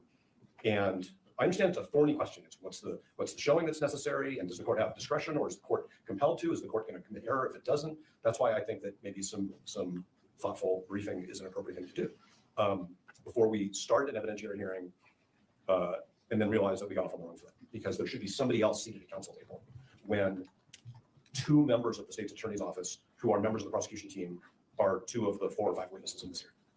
So I'm not trying to dance around the court's question. What I'm really saying is, you're trying to dance. I don't know You're that just we not can very be good. stuck with only being able to give a court a showing based on the evidence we've been given, when all we've been given is a memo that says, this person was there, we don't think it's a problem. They were 85 feet away when Mr. Kirk was killed. And so, and I appreciate what you're saying, counsel, but what I'm trying to determine is, in your regard, in your understanding, I want to address this, the sufficiency of the showing. Is it your request for an evidentiary hearing for you to present to the court enough evidence for the court to make that determination, or something else? If the court doesn't believe that the papers themselves sufficiently demonstrate that for purposes of the motion to disqualify, the state should be represented by somebody else, then the answer is yes, we want to have an evidentiary hearing up until the point where the court reaches that conclusion. Because that would be the only way for us to satisfy whatever showing the court deems necessary. So we're not going to waive an evidentiary hearing if the court's saying, well, I don't think you have enough evidence here. Obviously, the answer is yes. What I'm really just saying is, I think that Can you based on wait the a little bit, papers, baby? the court can say, yeah, this is a significant problem in a serious case that has really, really serious consequences for Mr. Robinson, for the people of the state of Utah, for the victim's family, and we should do this carefully and correctly. And I think the way to do that is to have the Attorney General of Utah designate somebody in their office to represent the county for this limited purpose until the court determines the scope of the conflict. We think the conflict requires disqualification from the case, but ultimately, obviously, that's going to be a judicial determination. All right. Anything further from the state before the court makes its ruling on this issue? I just want to clarify, you're talking about the need for an evidentiary hearing in order to determine whether or not the county attorney's office can handle the motion to disqualify? No, to determining just an initial showing of a conflict that exists here. Like Well, for what purpose? To disqualify the office or to have the attorney general's office step in and handle the disqualification motion? to disqualify the office. Can I take a crack at it? If you wouldn't mind, Mr. Gray, just stepping to the lectern, just so the record picks you up. And sometimes these microphones are a little If long. I could take a crack at it. Basically, I think what you're saying is kind of like a Frank's hearing where you have to allege sufficient facts. So that based on those facts, if the court takes that as true, then you would need whether or not there would be a legal basis to conflict it out or find a conflict, right? And so if they don't make that showing, then the court could rule straightway. But if they do make that showing, if what's alleged is true, then we go to an evidentiary hearing. Is that? Mostly, it's the initial showing of a conflict. And what happens after that will be determined because they're bringing this up for the first time today. Basically like a prima facie showing initially. Is that what you're Essentially. saying? Yeah. Okay. I think that's, I'll let you know. No, I appreciate your clarification. Mr. McBride. Nothing else. All right. It's the court's, and I've read the briefing by all parties and listened to the argument today. And I don't believe a sufficient showing has been made for the court just relying upon the briefing itself. And so I can't make that finding based off, well, I would find that threshold showing hasn't been met based off the briefing. And turning to Mr. Novak, based off that finding of the court, what is your position?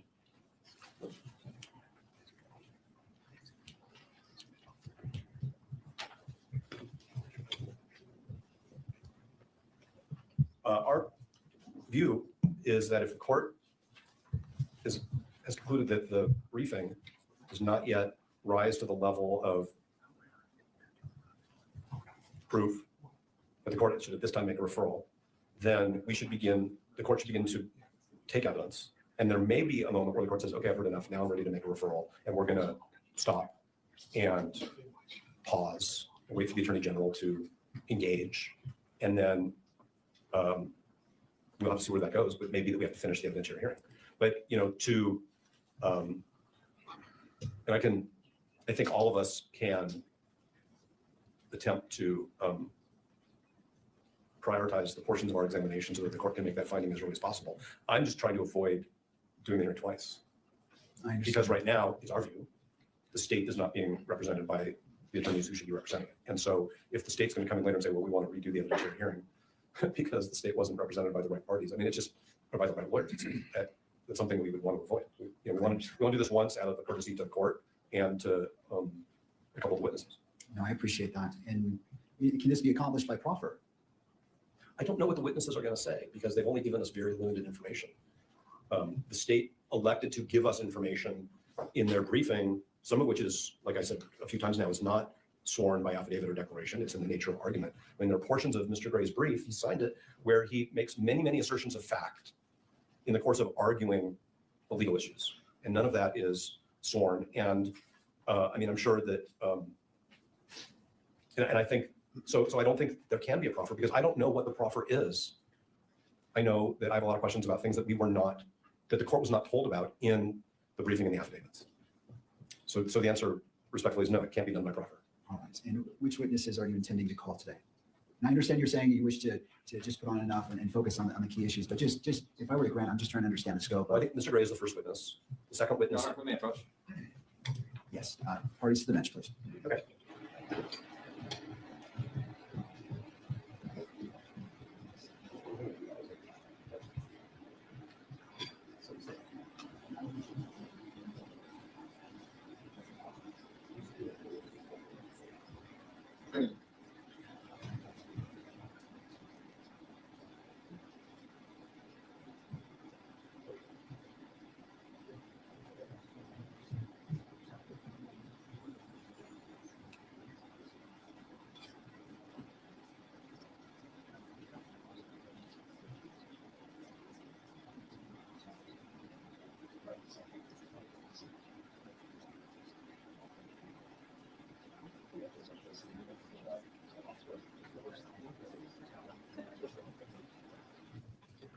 Thank you, counsel. In regards to the question of what witnesses do you anticipate calling? Mr. Gray, I'm going to get his title wrong, but Mr. Christensen is an investigator with the county attorney's office. The prosecutor, who we believe is conflicted off, and their offspring. All right. Any input from the state at this point? No. All right. I'm assuming the next portion that we need to address is your motion in regards to the hearing itself, the evidentiary hearing, whether it's closed or open. Correct. Is the court looking over my shoulder at No, I'm ED looking at, counsel? no, you. Okay. Sorry, there is someone behind you. But I was trying to look at you. That monitor's in the way, but I appreciate the clarification. When the county attorneys informed us of this factual issue, and we told them that we thought that there was a disqualifying conflict, we had an agreement that we would file our motion privately, I think is the correct term, so that certain identities were protected. And that was at the request, and we continued to accommodate that, and we have no problem with that. So we are not pushing for this hearing to be closed, but we totally understand why it's appropriate to do so. And it is, and Mr. McBride has verbalized this very well in conversations in council. The record is going to be very, very muddy if we can't have examinations that use names and identities. It's just going to be 5 things people love about Look Optic progressive readers. I can see clearly, like this way. deference to the requests of the county attorney. All right. To the state. Given the extreme publicity and issues that surround this case, we would ask that this portion of the hearing be closed. We've had communications with counsel for the media. We believe that they agree with that after taking a balancing test of the public's right to know and the right to an open proceeding and the privacy interests at issue. All right. One of my concerns that I have, and is there any other parties weighing in? I think there may be, Your Honor, both Your Honor and your Honor. All right. Well, Your Honor, this is Jeff Hunt. Can you hear me? I sure can, Mr. Hunt. Thank you. Your Honor, thank you for the accommodation and courtesy to allow us to appear remotely. With me is my colleague, David Ryman. We represent the Deseret News, KSL, KUTV, and other news media. We would like to speak briefly to the closure issue, if that's okay. All right. I'll hear from you. We did meet and confer with counsel for the state and counsel for the defendant concerning closure. And counsel has explained that they believe it would be impossible to conduct this hearing or even portions of it in open court without causing prejudice to the privacy and personal safety interests of the family member witness involved. They've told us they believe it would not be feasible or practicable to approach this on a witness by witness basis or an issue by issue basis because they believe the names of the prosecutor and the family member would be used throughout the examination of witnesses. So we have no reason to doubt the statements and representations of counsel, and in reliance on those would not be objecting to closure of the evidentiary hearing on the disqualification and the referral issues unless the court has a different view and believes that we could parse this on a witness by witness or an issue by issue basis. That said, Your Honor, we understand that counsel for the state and the defendant have agreed to review a transcript of any evidentiary hearing and make limited and appropriate redactions so that a public version of the transcript could be released. And with that, there are just a couple other brief points I'd like to make. First, we think that this should be the That would be nice. Like, give us a transcript because I'm getting all these documents from Andrea Burkhart's Substack. So all the credit goes to her for why we have documents. Because Utah, you have to pay for documents, but you have to pay like every 30 days. So if a document is not released, I'd have to repay to get access to the documents. It would end up being like $40 or something crazy a month with the possibility of getting no documents. Freaking weird. But and a document would be nice because then we could at least hear or read what was going on. rare exception to conducting these proceedings in open court. There's a strong constitutional presumption of open and public court proceedings, and of course, enormous public interest in this particular case. That openness and transparency is an institutional value that serves this court, the participants, and the public well. The facts and circumstances of this particular motion, given the fact that it concerns a family relationship of the prosecutor, makes it a very extraordinary and unique situation that we feel, given the representations made, can justify the closure. Although we do believe in most cases, just the fact that a motion implicates a witness will not be grounds for closure. Second, we just wanted to get on the record that we believe that release of a transcript is not an adequate substitute for the ability of the public and the press to attend and view the proceedings themselves.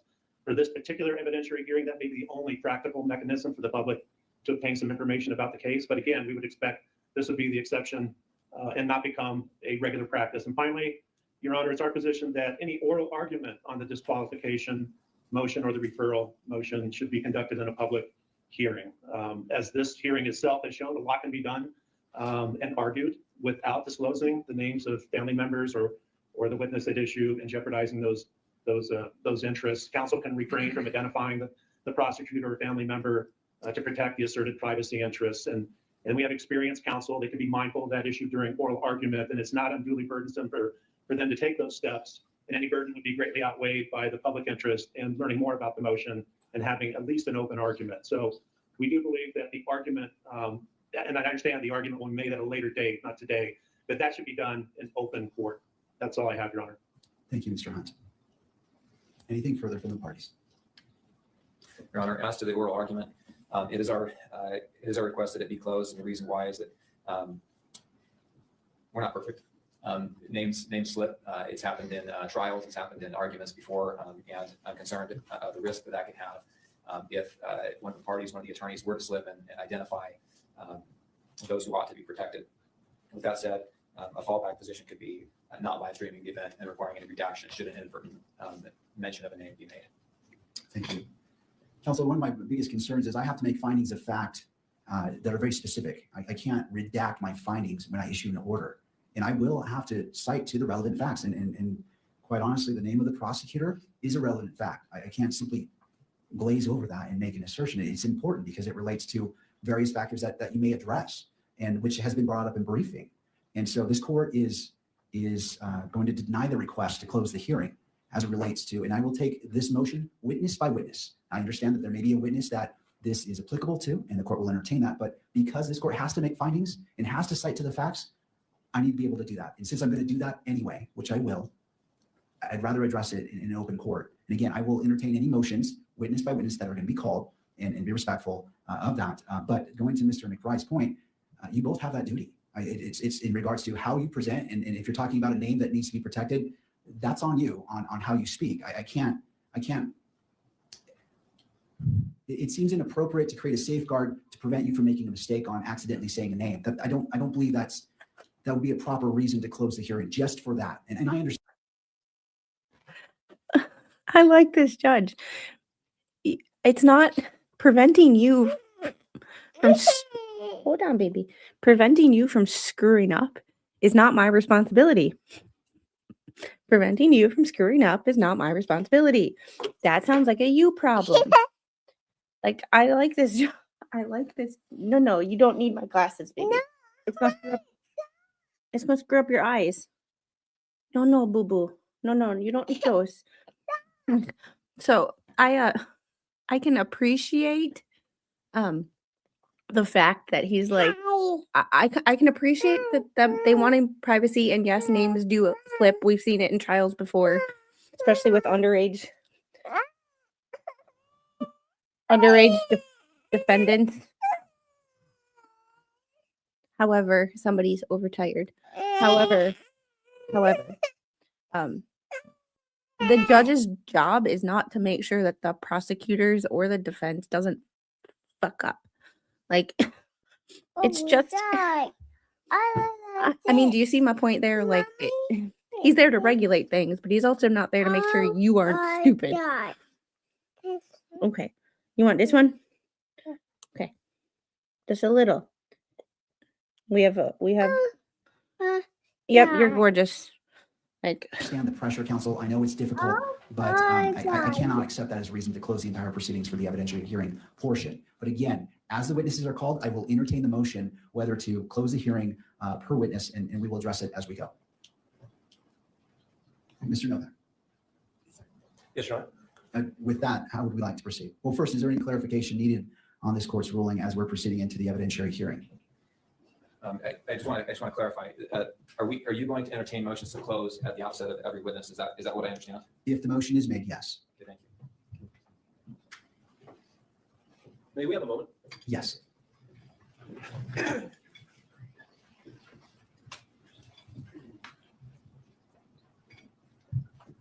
this right here. Thanks, Paul, for putting it in terms that make total sense to me. Yeah, he's their babysitter. It's the balancer of facts, not the person that makes sure that you aren't a screw up and a royal F up in this world. So we're going to skip as we normally do. This is one of the reasons that we watch this in that we do the replay crew. Because Looks replay like crew gets to we're fast easier forward just to the move whole to a shit. brief recess. I don't want to make you feel rushed. You have obviously important conversations. So it's the court's intent to enter a brief recess to allow the parties sufficient time to discuss whatever you need to discuss. Your Honor, I think I'm comfortable moving forward, making a offer right now, and asking you to reconsider that motion. And the reason is because courts, the Supreme Court of Utah, appellate courts refer to witnesses by their initials all the time. In our pleadings, we often refer to witnesses by their initials. In Supreme Court United States opinions, witnesses are referred to by their initials. And that's because there's a privacy interest. In this case, I don't think a privacy interest could be greater. This case has polarized the nation in many ways. And there have been death threats made against other witnesses. There have been death threats made. My understanding there's been threats against counsel. Our office has received threats. Doxing is a real thing. Finding people online, harassing them online with the technology that we have now. It's not that hard to find out just about every detail about a person through internet searches, paid subscriptions to programs that do background checks. And we are extremely concerned. Truth Finder. Truth Finder is the one I use when you need information on something, or you're like, oh, I've never seen this lawyer before, or this person is approaching me with a proposition or like wants to give me information, but who the hell are they? You put their name in Truth Finder and you find out. We will have a person that does not need to be subject to death threats, to harassment, to doxing, to all of those things that can be avoided. We're very concerned that will happen and happen to this person for no other reason than this person's father is a prosecutor on the case. Your Honor. No one knew it was her father, you dipshit. They just said family member. Like, people were assuming it was his daughter based on how, but no, it wasn't confirmed until you just confirmed it right here, you dipshit. I think that there's a way around this that we can avoid those threats to her, those risks to her. And I think it's by referring to substitute names like we have in the public pleading. So, Your Honor, I would just really ask you to please reconsider your opinion. There's a stipulation from the media to shut this portion of the hearing. There's stipulation from the defense. I think the court in its ruling can refer to the prosecutor as a prosecutor. I think it can refer to the child as adult child. I think that would be adequate. No one knew it was her father until, oh my God. No one knew if it was a father or if it was her father or her uncle until you just confirmed.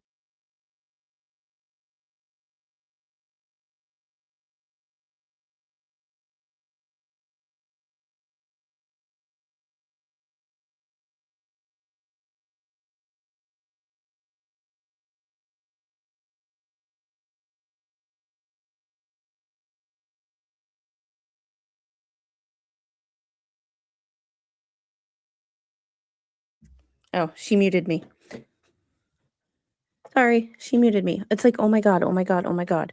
So literally what just happened here is all of the documents that we have read on this channel only said female, or only said family member and group chat, family group chat.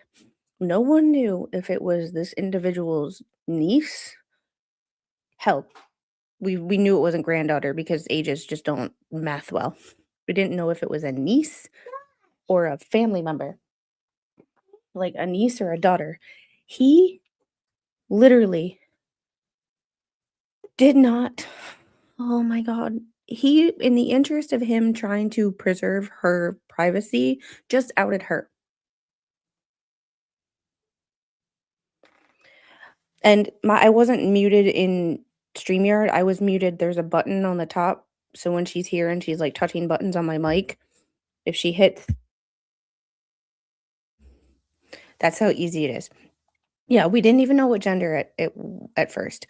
It kind of implied female a couple of times, but like it was never confirmed. We kind of used the language that they used and pieced together it was female. However, we didn't know that it was his daughter. Confirmed. People could assume things. We didn't know that it was confirmed his daughter in any filings until this dumb fucker said it right here. In the interest of trying to protect her privacy, he just fucked up. This prosecutor's office is stupid. So at this point, I'm like, just fucking disqualify him. Like, get a new person in there. Maybe they'll be competent. I think in a sealed record, there can be references to names. That would be my request, Your Honor. I can't ask more adamantly than I am now. To defense. We take no issue with anything that counsel has said. That's why we completely deferred to the state attorney's, sorry, the county attorney's initial request that all of the briefing, as much as possible, be under seal and then redacted. Thank you. One of the points that when I was considering this as a potential issue is that both parties filed a public version of your motions, and you used a mechanism to convey that same information. And then I understand that that makes it tricky, but No, it was the choice of the parties to do that, to publish those public versions. And the court is fine in regards to particular witnesses referring to those terms that were used in the motions. But this court does not agree that the entirety of the evidentiary hearing needs to be closed. And it is a very broad approach to a narrow issue. And I understand and I respect the concerns made by Mr. McBride. And I understand that. And the court is willing to go witness by witness. If you feel that a particular witness, that needs to be closed, the court will entertain that. I understand the issues of safety. And the court feels the urgency and the importance of that has been stated. But this court cannot find that the closure of the entirety of the evidentiary hearing is proper, given the motions that have been filed publicly online. And I have to leave it to counsel in deciding how you present the evidence, how you state the names. I'm willing to abide by the format used in those public motions, but this court denies the request to close the evidentiary hearing. And again, we'll take witness by witness a motion if that particular witness needs closure from, well, that particular witness's examination needs to be closed.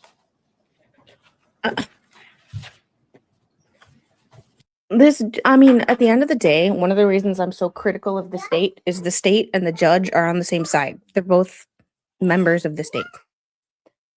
However, with that being said, even this judge looks like he's fucking pissed off, or he is like, you guys just realized that you've been putting shit in filings that have been public, and now you're trying to protect shit.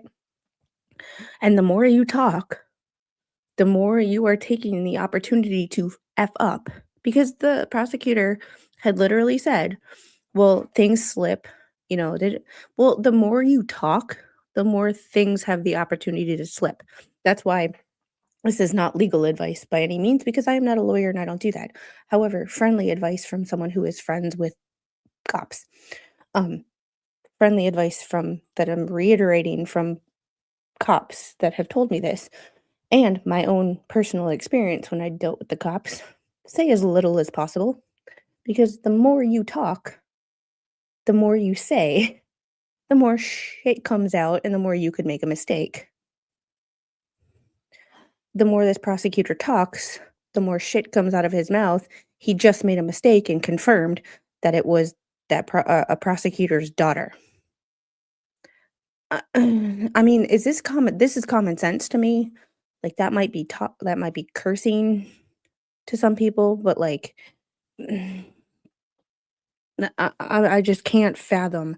And this is where I'm like, at this point, just get rid of the prosecution. Just get a special prosecutor in there. Maybe they can do better. Maybe they can not be as big of a fuck up as these people. This is why you just don't. I don't know. Maybe it's my medical background and the fact that I do medical writing, but you don't write anymore and you don't talk any more than you need to. Because the more you talk, the more you have the possibility to let out details that you didn't want to let out. It's like, it's like, yeah, this judge looks like so over this. If the court's ready to begin the evidentiary hearing, we would call Jeffrey S. Gray as the first witness. All right. Well, if the court wants to take a little break, we can do that too. Yeah, the courts can move forward. If parties need a break, I'm happy to give a break. I know we're switching gears here. Yeah, go ahead. In fact, let's go ahead and take a brief break. We need to relocate our court reporter, so this is a natural spot to take a break. We have one moment of sidebar. Absolutely. And once again, we are Hold on. skipping through the break. I understand there may be an issue. There is, Your Honor, Michael Burke for Mr. Robinson. We filed today a motion to be heard in the future about excluding cameras in the courtroom. And one of the issues that's reviewed in that motion, which of course the court hasn't had a chance to look at it yet, is the cameraman's repeated violation of the portion of the decorum order, which requires that the camera not focus in on Mr. Robinson's lips to allow a lip reader to translate confidential communications between. Okay, I have a problem with this. Like, I understand they want as much privacy for their client as possible. However, welcome to fucking court cameras in the courtroom 101. The camera will look at your client. Sucks to be you. Suck it up, motherfucker. Suck it up. Counsel and Mr. Robinson. And that order has been violated in the past. It's been used by the media to interpret falsely the content of conversations between Mr. Robinson and his lawyers. And it happened again just while the court was in session. I have the clip and I'd like the court to look at it to see if I'm correct, because I think the court will see they're zooming in on Mr. Robinson's lips. And it's going to allow the media to offer these same sort of false narratives they have in the past. So with the court's permission, I'd like to present that to the court. Well, Mr. Burt, this is the violation, or is there anything else? I want to make sure I hear your argument and view the evidence in its entirety. And so if there's anything else, I want to consider it all at the same time. Yes, and for purposes of the motion I'm going to make to the court now, which is to either exclude the camera for purposes of this hearing, and of course the court will take up the issue with regard to future appearances when the court considers the motion, or in the alternative, to order the cameraman not to focus at all on Mr. Robinson. And so I think for the purposes of that motion, the court needs just to look at the clip that we would proffer to the court as showing that there was a clear violation of the court's order. Thank you, counsel. I appreciate that. Before I turn to that, I'll turn to the state if they wish to weigh in the request. I think it raises a legitimate concern. I think the court ought to consider the evidence that the defense counsel has. All right. It's very brief. I appreciate We have it on the phone and the court can look at it. And have you shown that to I have. the other parties? I have. Okay, thank you. I appreciate that. All right. You may approach this. It needs to be a drinking game.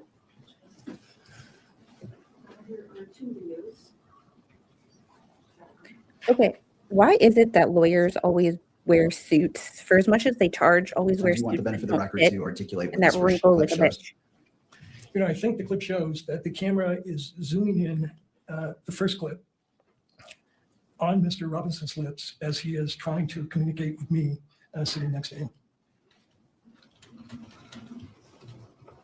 Thank you. If I may reapproach with the second video here. Yes. At least he has a brush. It's better than most defense attorneys lately. That looks like A clip from a court TV posting showing Mr. Robinson's lips moving as he's attempting to speak to Ms. Nestor. And Your Honor, one last thing I'd like to add if I could, which is I think the court very correctly and very cautiously admonished the cameraman about your December 23rd order before this hearing. These are corporate lawyers, and I still wear And ill-fitting I think the suits. order is very clear as to this lip reader provision. And I can elaborate further why it's damaging, but I think it's obvious to the court if the One of Tyler Robinson's defense attorneys was the same attorney that tried the Menendez case. These are very high-paid attorneys, and they still can't get shit that fits right.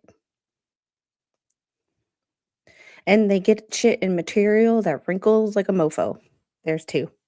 if the media is allowed to interpret the conversations between counsel and his lawyer, it creates all sorts of problems in terms of Mr. Robinson's right to a fair trial. Thank you, Mr. Burt. Thank you. And just one more question. I apologize. Just for the benefit of the record, from your position, citing to you the standing decorum order, the violation itself, so we can connect it all from your arguments. Yes, Your Honor, I forget the paragraph, but there is a paragraph in the court's latest December 23rd decorum order. It's I think paragraph 48. 48. And it's been a feature of every decorum order. I think we're on the third one. But from the start, the court has prohibited zoom-ins to allow lip readers to interpret what's being said between counsel and the defendant. And finally, Welcome to court. I think you led with this in regards to the sanctions being requested. You cited to the court sanctions, and then there was a second one referring to, and I want to make sure I wrote it down right, because Sure. Something along the lines of not showing Mr. Robinson at all. I want to make sure I understood that request. Sure. The request was either to exclude the cameras for purposes of this hearing in its entirety because of the violation and because we can't be assured that the cameraman is going to comply with the court's order. The second request is if the court is not going to exclude the cameras, then it should, at the very least, order the cameraman not to shoot any footage of Mr. Robinson, that the camera should be focused on the court and the witnesses if the court permits that, but it should not be zooming in on Mr. Robinson. His demeanor, his conversations with his lawyers have nothing to do with the newsworthiness of this case. And what it's allowing is very prejudicial information to be leaked to the public through these lip readers and body language interpreters, and it's creating massive prejudicial publicity for us. So that's the request. Thank you, Mr. Birch. Thank you. I'll hear from other parties if they wish to be heard. Yes, Your Honor. Michael Jones on behalf of the media entities. I want to take the court back to that specific paragraph of the decorum order because I do want to make sure we're on the same page about this. It's the second sentence of paragraph 48 of the decorum order that I understand is at issue here. It does say no visual recording is permitted of a person's lips so as to be decipherable by a lip reader during conferences involving counsel, at counsel tables, or bench conferences with the judge. The zoom in language that you have heard referred to previously doesn't fall in that sentence. The zoom in language comes in the next sentence, which says no one may zoom in on anything on counsel's table or the bench to identify any writing. So those are two separate things. The first that we learned about this was during the break. I briefly reviewed the two videos that the court has reviewed. I understand that those were 9 seconds and 5 seconds long. I identified the provision of the decorum order that I believe applied here, spoke to the pool cameraman about that, ensured that the rule about capturing conversations involving counsel at counsel's table or at the bench so that they may be decipherable by lip readers was an important provision in the court's decorum order that it should be followed. I understand that the cameraman understands that rule, that any capture of those conversations was inadvertent. I understand the concerns raised by defense in this case about potential prejudicial effect of something that is intended to capture conversations. I don't believe that that's what occurred in this case. I believe that the court's order should be understood and applied as written and done so strictly. But I don't believe that there's been a violation here. We've been now on the record for 3 hours. I believe that the total length of the two videos that were shown to the court were 14 seconds long. Whether or not either of those conversations rises to the level of capturing the movement of somebody's lips so that it can be decipherable from a lip reader, I'm not in a position to judge. But I can assure the court that the media is aware of that provision, of defense's concern about the potential violation of that order, and that they will take that seriously. That's already been raised, already been discussed. As far as the remedy sought here, I think that excluding all cameras from the courtroom for this important part of this important proceeding would be broader than any sort of remedy would be necessary here, as would the direction that the cameras not show Mr. Robinson in any way. I understand that potentially any shot on a still camera, on a video camera of a defendant in a criminal case could potentially be twisted or used by some to try to impute some sort of thought or some sort of idea. But I don't believe there's anything, I don't believe there's anything in the ruling so far to date that suggests that the way to address that kind of concern is to say that a defendant, a critical figure in a case like this, and one that the decorum order clearly allows to be photographed and videoed, be kept off camera altogether. The media continues to take this seriously. Before every single hearing, we speak about the decorum order and what it requires. We recognize the importance of doing it and that there can be consequences if that's not kept. The media understands and hears that and do not believe that any further reprimand or any sort of further exclusion is necessary here. Thank you. Well, before I turn to you, I want to turn to the stage. I want to give all parties an opportunity, and then that allows you to respond to whatever they say. No, we have nothing to add. We'll submit the issue. Mr. Birch. Judge, the problem with that explanation, that's the same thing they said last time on December Oh, 11th. shut On up. December 11th, there was a same violation. Lip reader, I can pull up for the court what the electronic media did with the prior violation. They hired a lip reader. The lip reader purported to derive a confession from the incident, and they posted that. It's still up there. So it's great that they apologize, but once violations come to the court, this is the same. Anybody mind if I skip through Father Time's freaking bitching here? Because good Lord, he's basically going around and around and around in circles and we're not getting anywhere. I'm sorry, sir, that you were born before cameras were invented, but that's a you problem, not a me problem. Relates to the lip reader portion, but that's not material. I do find that, and I'm not a lip reader, so I don't know what the standard is for lip reading, but I do note that 9 seconds in that first clip, one could see his lips moving, and it is a significant time for as it relates to this particular issue. It wasn't a passing shot; it was focused on these two persons, and so I find that the decorum order, as it relates to section paragraph 48, as it relates to no visual recording is permitted of a person's lips so as to be decipherable by a lip reader, I find that has been violated. In regards to the second clip, 5 seconds, where it shows Mr. Robinson and I believe one of counsel, that I was able to view Mr. Robinson's lips moving. It wasn't a passing shot that it just so happened to capture. It was. Okay, so using that logic, he could sit there all day and go, and the defense could be like, well, he's trying to talk to us, but so like, you really want to like take this to every fucking I hate the world possibility and petty possibility that my brain can come up with? Because, the petty is kind of childish. Well, petty is childish, but it's childish in a funny way. So like my petty side would sit there and go and just fucking mouth shit all day because why not? And get the media in trouble. I mean, if you really want to be like that, let's go. Focused on them. I find that that is a violation of paragraph 48 as it relates to no visual recording is permitted of a person's lips so as to be decipherable by a lip reader. Turning to the next section, finding that the violations have been shown as the court has reviewed the purported evidence of these two violations, I turn to the sanctions.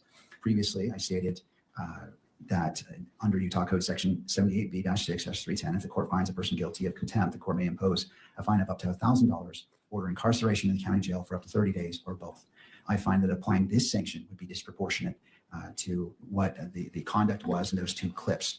And the court notes that it is the court's discretion on whether to apply it or not. I find that the court will not issue this sanction. In addition, the other sanctions the court stated earlier today, in addition, the court may impose the following remedial measures if warranted. Immediate suspension of video transmission of the hearing, with proceedings continue only on an audio-only basis for this proceeding where the violation occurred, and disqualification, if necessary and narrowly tailored, of the news organization that filed the request in order for the electronic media coverage of the court proceedings for the hearing in which the violation occurred from providing pool camera operator services in this matter, where the court determines such a measure is required to ensure compliance with the standing decorum order and protect the rights of the parties. The court also stated that before making a decision, it would allow counsel to make argument or statements, in which the court has done, and that the court's actions are not intended to have a chilling effect on the open and transparent courts or on responsible news gathering, and that the court is fully committed to the presumption of open proceedings under the applicable rules. That being stated, and as the court was listening, Mr. Burt has suggested that one of the potential sanctions is that for the camera for the remainder of the hearing, and not to show Mr. Robinson at all as a sanction for the remainder of today's hearing. And so the court considered that as well. This court does not wish to make a disproportionate decision on the actions, and it does note and does not minimize the violation. Therefore, this court will take up the suggestion by Mr. Burt that during the remainder of this hearing, that the camera shall not photograph Mr. Robinson at all. And that will be the sanction of this court. I will allow the pool camera operator to reposition the camera to adhere to that. Well, first, sir, I'm going to ask you to come forward because I want to make sure that's even a possibility. And again, I don't mean to put you on the spot. I'm simply, I don't want to set anyone up for failure. I don't want to make an order. If it's not possible, then further sanctions could apply. And I recognize that it wasn't your anticipation to be on your own camera. But as it relates to not showing shots of Mr. Robinson for the remainder of this hearing, what are your thoughts? I can do that. We're in position now. I can shoot this lectern. I can shoot the bench, and I can avoid the attorney tables altogether if that is what is desired. All right. Do you need to do any repositioning of the camera to accomplish that? And I'm willing to give you that time to accommodate that. I just, again, I don't want to set you up for failure given what's happened. And so what are your thoughts? No, I think the position I'm in, I am okay to avoid the attorney tables at this point and just shoot, this forward part of the courtroom. All right. Thank you. Thank you, sir. All right. Turning to the parties, any clarification needed about the order of this court and the sanction that is imposed? Your Honor, I only have one. It sounds like this issue is specific to video coverage and that the order not to take any imagery of Mr. Robinson would not apply, for example, to the still photographers. Do I have that correct? Well, I'll hear from the parties before I offer that clarification. Do you wish to weigh in on that issue? Just to indicate to the court that one of the problems is not just with the audio, with the video coverage, but most of the coverage is not covering the proceedings so much as close-ups of Mr. Robinson and comments about his demeanor. So if they catch him in a moment speaking civilly to his attorneys and he happens to smile, that then is Paco. twisted into evidence that he's some sort of a remorseless killer. So that Oh, here. Okay, here. This dude, Father Time, was born before cameras existed. Welcome to live streaming court cases. There is nothing that a defendant can do right in court.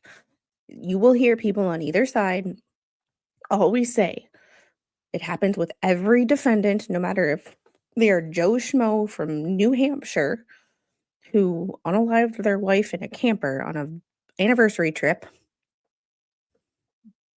It's happened, to the most high profile state case that we've had in decades. You will always get people who are critical of the defendant. Guess what? That is just, it happens with everybody. They smile too much. They have no remorse. They don't smile at all. They're a psychopath. Defendants can't win with public perception because everybody has a different perception of guilt or innocence, and that. Guess what? Tough shit. Welcome to 2026. Sorry you were born before cameras existed, but that's not my problem. applies to the still photography as much as what's going on with the video. So we'd ask the court not to permit still photography, at least for purposes of today. And I think after the court sees the motion, we'd be in a position to talk about the future. But I think for now, that's our request. Thank you, Mr. Burt. Thank you. To the state. Nothing further, Your Honor. And any other inputs? All right.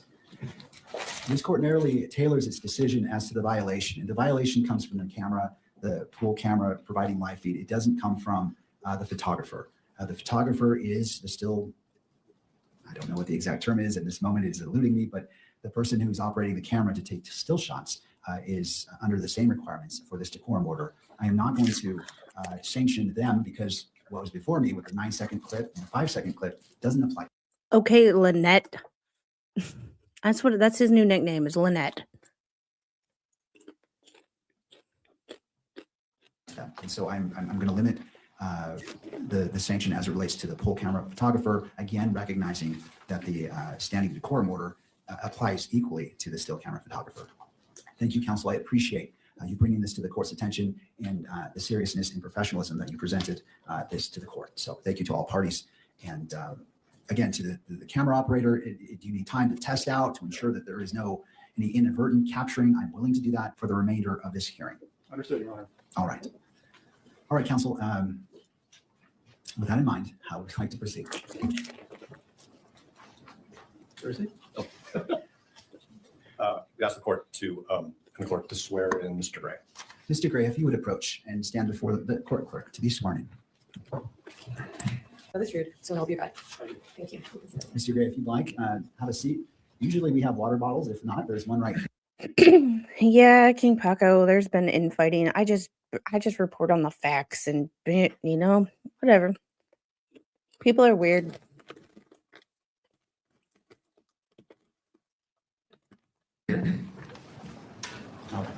Goes close to you, just to ensure that the record picks up your testimony today. Thank you. Mr. Novak. May I proceed? Yes. Thank you. Mr. Gray, how long have you been associated with the Utah County State Attorney's Office? 3 years. Okay. And was it 3 years ago that you were elected to be the chief prosecutor of that office? Yes. All right. And had you ever previously been associated with the Utah County Prosecutor's Office in any other capacity? I've defended on criminal appeals. I was a criminal appeals attorney for the state of Utah for 23 years. So I represented the state of Utah on those criminal appeals, which would include Utah County. Okay.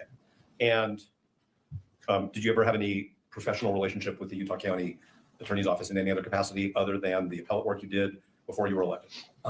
Not to my recollection, no. Okay.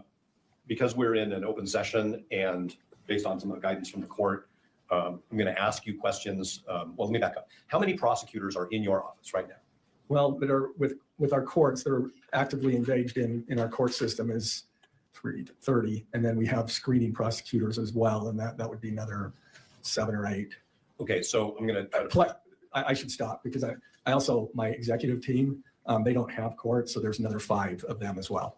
Okay. So let me ask a better question. How many prosecutors in your office represent the state in felony matters? Well, all of them that I just described. 30? I mean, even the screeners. Yes, the screeners My executive team, they are assigned to special cases. Usually my executive team, for example, aggravated murder cases, some homicide cases. So they also are prosecuting and represent the state in trials. Can you explain what you mean by the executive team? The executive team would include, obviously myself, I have 2 chief deputies, 1 chief deputy, another chief deputy is general counsel, and then I have a division chief over major crimes and a division chief over general crimes. So is it fair to say that there are at least 24 prosecutors in your office who have substantial experience prosecuting serious offenses? 24? I don't know that I'd go as far as 24. Okay. Certainly all my SVU attorneys have that experience. Most of my violent felony attorneys have that experience too, but not all. Okay. And do you know how many attorneys in your office have actually participated in homicide litigation? I don't know the exact number, but I would say maybe 15. Okay. But I guess I should clarify, not all of them have the experience in aggravated murder cases. And that's why we specially assign those attorneys. Understood. And how many do you believe have experience in aggravated homicide cases? Probably 7 or 8. And are all 7 or 8 assigned to this case? No.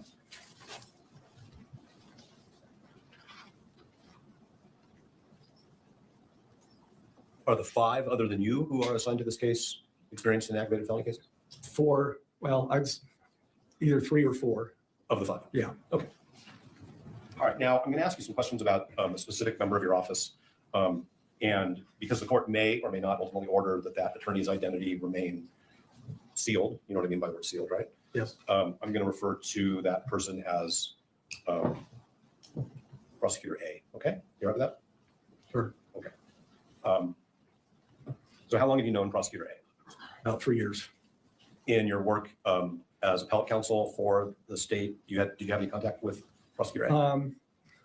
I may have, I don't recall. We generally send something out to, when we get an appeal, we generally send the AG's office, we send something out to the prosecutor, ask them to fill out anything that we should know. More often than not, they never send us anything. And because it's an appeal, I mean, we're bound by the record. So there's not usually an occasion, but sometimes there is. But I couldn't say for sure that I've never talked. I certainly don't remember ever talking to him, though I could have. Is Prosecutor A member of your executive team? Yes. And did you select Prosecutor A to be a member of your executive team? Yes. And that was at the beginning of your Yes. tenure as the Utah County Attorney? Yes. All right. And so you had close working contact with Prosecutor A, who's a member of your executive team for the past 3 years? Yes. And that, unless you're out of the office traveling or on vacation, that's basically every work day of the month, correct? Yes. All right. And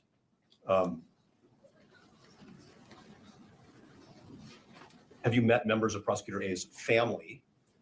Ever? Let's just start with ever. What's that? Ever. Have you ever met members of Prosecutor A's family? I have met his wife. Okay. I don't know if I've met his kids. I may have in passing, but I don't really. If I did, it was like at a function, they say, "This is my family," and introduce me. But I don't remember. Have you socialized with Prosecutor A and his wife? I think we went out to dinner once after a. This is the mental conference in St. gymnastics right George now. with some other prosecutors and their wives. Okay. Have you ever been to Prosecutor A's home? No. Has Prosecutor A ever been to your home? No. What's the point of this? You engage in recreational activities in any way with Prosecutor A? No. Whatever you do, running, pickleball? No. I need to do more running, but unfortunately I don't. All right, understood. Okay, now, Prosecutor A has an adult child who was at the September 10th rally at Utah Valley University, correct? That is what I mean, I don't have personal knowledge of that other than what they have told me. So I never saw that adult child, but I'm assuming, yes, that's true. Okay, but on September 10th, 2025, at the moment. And Jeffrey, I get that. However, the witness that they brought on, this is the defense's witness that they are trying to use to prove, doesn't seem to have any fucking clue. Did you know the Prosecutor A's child might have seen them in passing. Okay. Like it have you ever been to his house? No. Has he ever been to your house? No. Like, if you're going to bring a witness, okay. Not that I think that the prosecutor's office is squeaky clean in this shit, because I don't think they are. However, not being an attorney, but if I was, say this was a mock trial and I had to prosecute this or I had to argue this in like a legal class or like a history class, I would not be bringing the most useless member of the frickin' prosecutor's office. As far as this is the witness that I would not be bringing up, no matter what his quote unquote position is in the prosecutor's office and how high up he might be. He is the person with the least amount of knowledge on any of this. He's like, I don't know, maybe, I don't know. It's just it it's not proving your argument very well. I would have found someone who has intimate knowledge. Yes, I've met his daughter before. Yes, she has been over to my house. She interacts with my adult children. Like, she is friends with my adult children. Yes, he called me after he got the text message and told me this. We were in the office one day and he came over to my desk and started telling me everything that happened to her. That is who I would find.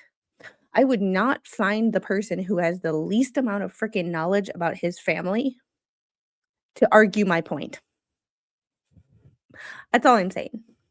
If I were to provide evidence, this is an evidentiary hearing. If I were to provide evidence, this is not the way I would go about it.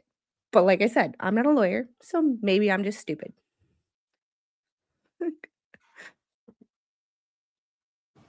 That Mr. Kirk was shot and ultimately died from that shooting at Utah Valley University. You were in Davis County, right? Yes, I indicated in the motion that it was Ogden, but it was actually Layton. So it was Layton. Layton. Yes. Okay. And I think that's Davis County. All right. That's what I thought. And Prosecutor A was with you? Yes. Okay. And isn't it true that while you and Prosecutor A were in Davis County, you learned from Prosecutor A that one of his adult children was at the rally and was texting him about their experience? Yes. I mean, we had just broken for lunch and he showed me the text, Charlie Kirk got shot. And that was a text that he showed you was from one of his children, right? Yes. And you knew at the time that it was a text from one of his children, right? Yes. What did he say to you? So I'm talking about Prosecutor A. He said, look at what my child just showed me. And that's about it. And then he said, I should be getting down to UVU.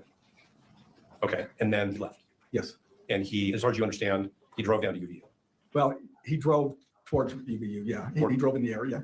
Okay. Ultimately, I met him and then we drove together to UVU. Okay. So you, according to the pleading that you authored the pleading that was filed. Yes, I did. Okay. So that, for the court's benefit, that's the state's opposition to the motion to disqualify. Yes. You authored that, right? Yes. All right. And in it, you said that 10 to 15 minutes after Prosecutor A left the event that you were at in Davis County, you left. Yes. Did you also head in the direction of UVU? Yes. Okay. And then you and Prosecutor A met up somewhere. Yes. And then traveled to UVU together in your vehicle or in Prosecutor A's? I guess there's a third alternative, which is you met somebody else and traveled. No. I don't remember whose vehicle it was. All right. Did you talk to Prosecutor A? It was my vehicle. I'm pretty sure. Okay. So. And was that just about logistical convenience? Like, let's just go in one car, or was there a specific reason? Yes. No, that was no other reason. Okay. And on your way to that, what I'll call the meeting point, did you have any conversations by telephone with Prosecutor A? Well, yeah, because we needed to meet. He left. I thought I would get some lunch first before I went to the command post. I got about halfway through that and said my mind was not on it. I needed to go to there. And so then we called. I believe I called him or he called. I'm not sure who called who, but then we met. We hadn't arranged that when he left. Understood. But did he convey to you any more information about his child's experience in those conversations? No. Okay. And did you inquire, like, how's your kid or anything like that? I did not. Okay. And so you met up and then you went to the command post, which was established near the university, right? It was at the university. Okay. Was it inside one of the buildings? What's that? It was inside one of the academic buildings. Yes. And did you see Prosecutor A's child there when you were there? No. Were you introduced to that person? No. Okay. Did you have any conversations with Prosecutor A about whether they should stick around and wait? No. Did you? My understanding, my understanding was that everybody had left. We were told that most of the students had left. They had not, or attendees. So.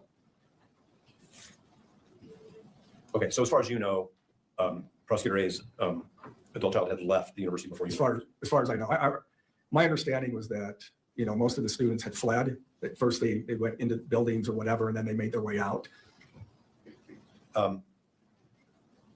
You are aware, I'm sorry, that's not a question. Give me a second, Your Honor, if you would. We're hitting the Elaine. That's not a question. Come on, Elaine. Okay, so did you spend time with Prosecutor A at the command post on September 10th at UVU? Yes. We were going different places, but there would be times that we would meet up. But off and on, is all I can say. Okay. And did there come a time, either on the 10th or shortly thereafter, where he provided you with some information about how his adult child was doing, having been at the... I don't remember him ever saying anything about that. And I never asked. I probably should have. But I don't remember any conversation regarding his child. Was there anybody else at the rally who you are friends with, or is a relative of yours, or a close coworker that you're aware of? I know that there were some people in my LDS ward whose children were there. Okay. And when you say some people, could you be a little more specific? Like how many different Just families? members of the ward. Sure, but do you know how many different families that would be? I think I was told about 2. Okay. And who told you that? One of the families. Okay. So one of the families in your ward informed you that one of their own children had been there, and then another one had been there? And then somebody else from the ward had been there. I see. And do you know who those people are by name? I'm not asking you their names. I just want to know if you came to learn who they are. Yeah, I came to learn who they are. Yeah. Okay. And are you close with those people? We're casual friends with one of them. But I don't think I learned that until well after we'd filed the information. Understood. When did you learn that? Okay. I just have to pause this stream real quick. I posted a link to a GoFundMe. You don't have to donate if you don't want to, but if you are going to super chat me anytime this week, please don't. Please contribute to this GoFundMe. Captain Kern is a very good friend of this channel. Last year, Captain Kern came on this channel and we did a bunch of streams together going through all the documents in his daughter's tragic unaliving case. For those of you who know Captain Kern, you know his daughter was unalived in a tragic way by her boyfriend at the time. Well, he has posted and let us know that his bonus daughter, a very close person to him, is in a similar situation, but was able to get out of that situation, but now is in a little bit of need financially. So I have posted the link to the GoFundMe. If y'all could, if anybody that watches this was ever thinking of super chatting me or donating to my channel this week, next week, whatever, while this GoFundMe is up, please donate to her. She could greatly need it much more than me.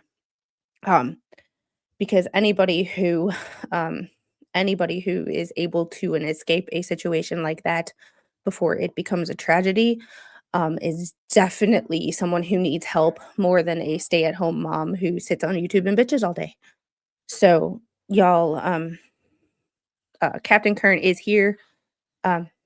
He is a very good friend of mine, not only on YouTube, but off of YouTube as well. And he gave me the honor and the privilege of trying to get justice for his daughter. And because he trusted me with that, he will forever hold a place inside my heart. And she needs this much more. So go check out that. I have already donated to it. I have already donated to it, so I'm not just telling you to spend your money on it. I have personally donated already to it myself. I just had to stop when I saw his post on his Discord page. I just had to share it because anybody who, like, I look at my little every day and cannot even fathom her being in any sort of situation like that. And anybody who is able to get out of a situation like that needs all the help. And is deserves all the help that anybody can give them.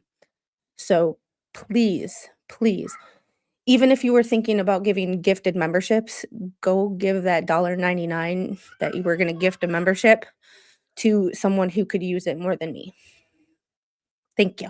Now let's get back to the shit show that is this. Sometime after, I don't know. So the information was filed in, obviously, in mid-September. Just in 6 days, so. Right.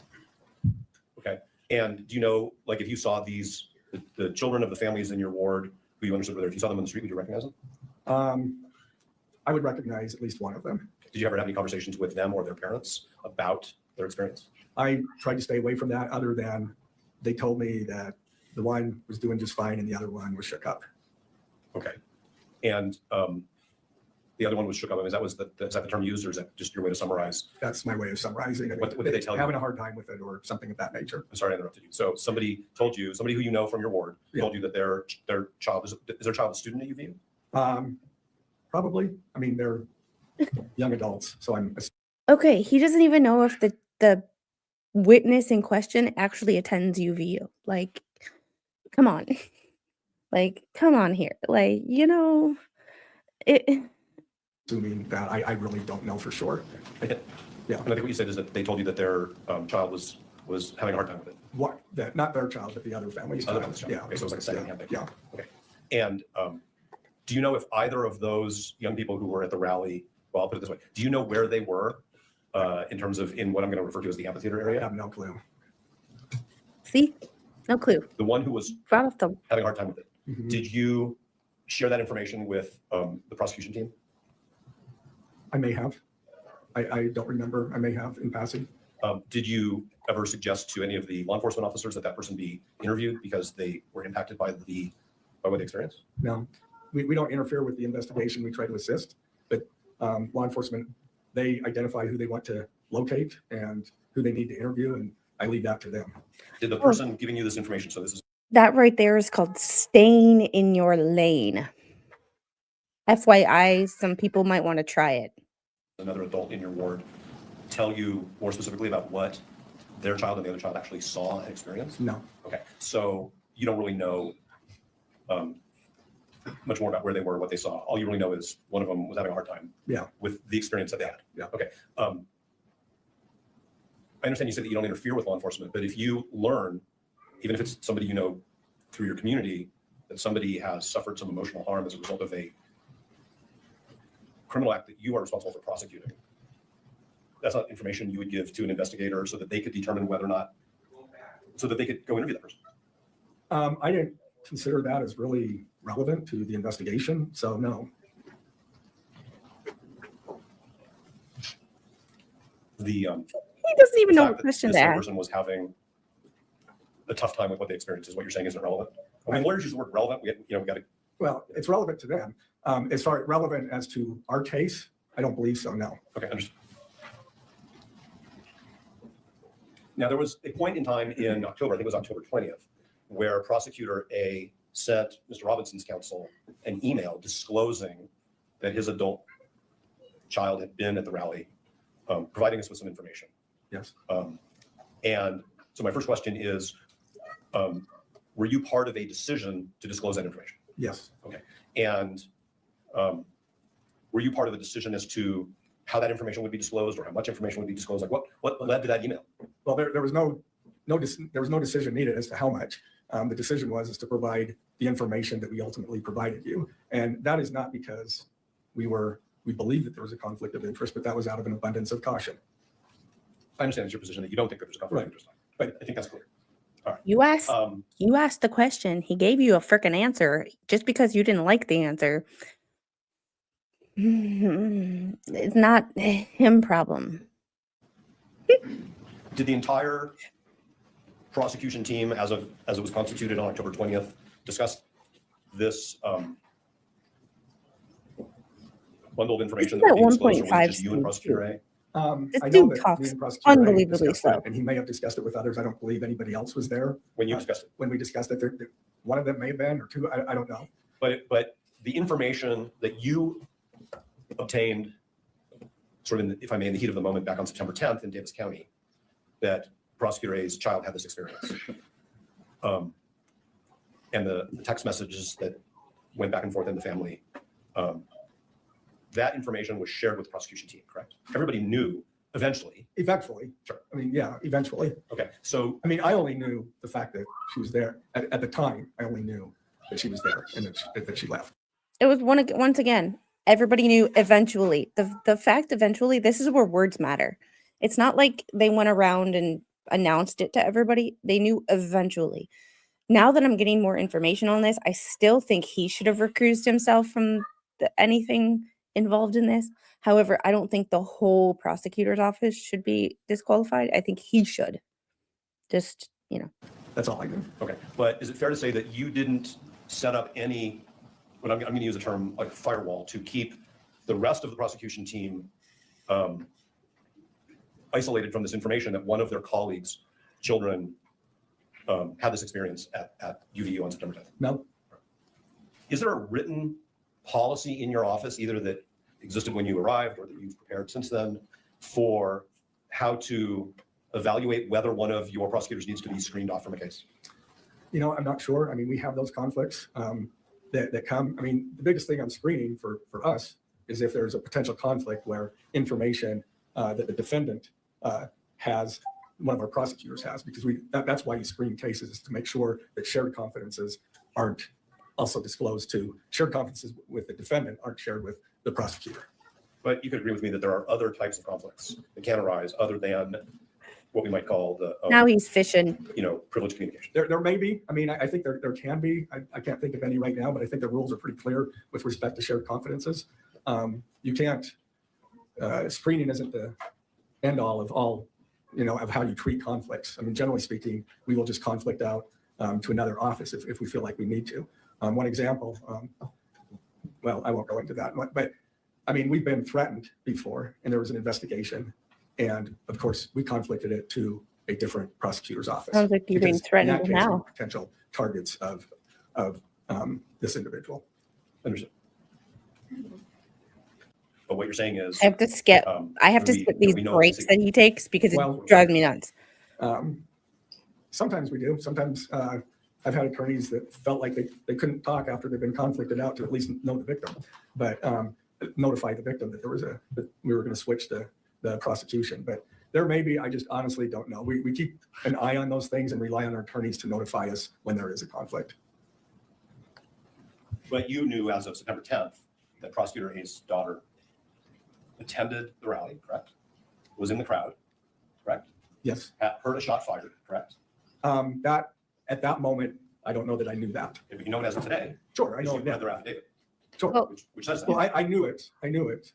Once If you hear stupid, that was the dumbest fucking question. I understand you have to get shit on record, but like the dumbest fucking question.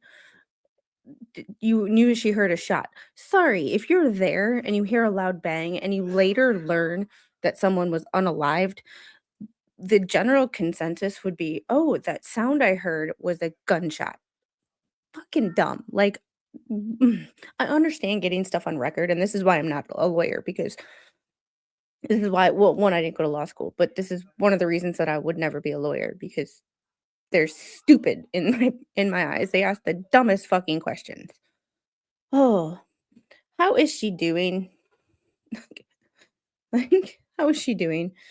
Yeah, if I was a witness, I'd say get to the point and stop fishing, you muppet. Oh my God. all of that information was disclosed to me. Okay. And that they had to, with many, many, many hundreds of other people, run for cover and get out of the open space where they were, correct? Yeah, I don't know that they had to, but that's what they did. Well, you've seen the video of, you've probably seen many videos of that day, right? Yes. And weren't there law enforcement officers basically directing everybody to leave the open space so that they could? I don't know that I remember seeing those videos of the students or attendees leaving. I'm gonna bring it to I know that they left. I know that they ran or away. 1.75 because What we learned later is that the shooter left immediately after the shot. So, but at the time of shooting, you don't know how many shooters there are, Absolutely. if there's going to be Absolutely. follow-up, Right. if there are explosive devices, like all those things, right? Sure.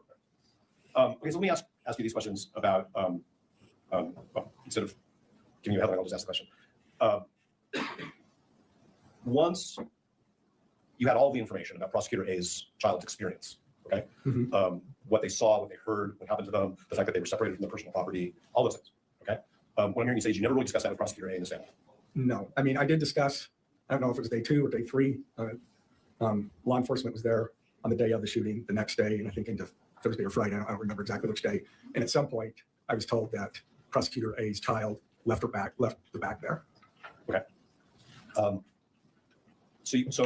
But you never really talked about it with Prosecutor A, about the impact on You've his child and established his that. family. I didn't say that. Not on the day of, or, I mean, in the intervening time, he reported a couple of times that he talked to his child and said that she was doing fine. She reported to him that she was not having any issues.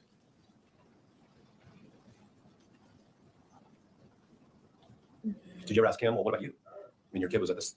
I didn't. Not that I recall. Did you ever consult with, Okay, the thing I've learned is this is a man thing, and y'all men in the chat can tell me what you think. However, I'll ask Mr. Squid, like one of his boss or his, coworker will be in the hospital or go to the hospital. I'm like, did you check up on how he's doing? No. Did you ask if he's, on any new medication? No, none of my business. Did you ask how he was doing? No, because he's a dude and it's none of his fucking business. anybody in the Attorney General's office concerning whether Prosecutor A's child's experience raised a potential conflict of interest for your office? No, that's what I did for 23 years with prosecutors, is consult on that. And so I didn't feel a need to go to those folks. I mean, I know how to try to figure that out. So when one of your responsibilities in the Attorney General's office was to consult about ethical issues? Different matters. It could be a variety of things. Okay. And I mean, if you're talking about ethical issues in particular, I don't know that the Criminal Appeals Division was the right folks to consult, but I'm not even sure of who from the Attorney General's office would. So. Okay, but you worked in the Attorney General's office for a couple decades, right? Yeah. And what you're saying is that in your role as an appellate lawyer for the state, you would talk to prosecutors, I guess, somewhat more informally about ethical issues. Yeah, every once in a while, yeah. Sure. And so my question is whether you reached out to anybody in the Attorney General's office about this particular issue. No. Okay. No, because it's none of their Did business. you, and when I say you, I really mean you or anybody in your office on your behalf. Okay? Because you're the chief prosecutor, right? Yeah. So when I say you, I mean you and people who work for you. What about the Utah State Bar? No. I mean, they give ethics guidance to attorneys on all kinds of issues, right? Yes. Okay. But no. Nobody. Other county attorneys in Utah, in other words, your colleagues who are elected chief prosecutors in their counties, did you discuss this with any of them? No. Are you a member of organizations of what I'll call chief prosecutors? I'm a member of the Utah County and District Attorneys Association, UCDAA. I'm actually the president of that organization. I'm a member of SWAT, which is the statewide association of public attorneys and prosecutors. I'm actually the president-elect of that organization. That's a lobbying organization. Okay, and do these associations have any mechanism for providing ethical guidance to their members? No, I mean, when we have questions, we may shoot out an email and ask about things. Did you do that in the Zoom? I consulted no one other than my team. Okay, I'm going to ask you 3 more categories just to be clear. Okay. Did you reach out to any law professors who report to be ethics experts? No. Did you speak with any judicial officers No. about it? Yeah. Before we get the question and the answer. Well, I just said that I have talked to no one other than my team, so. Okay.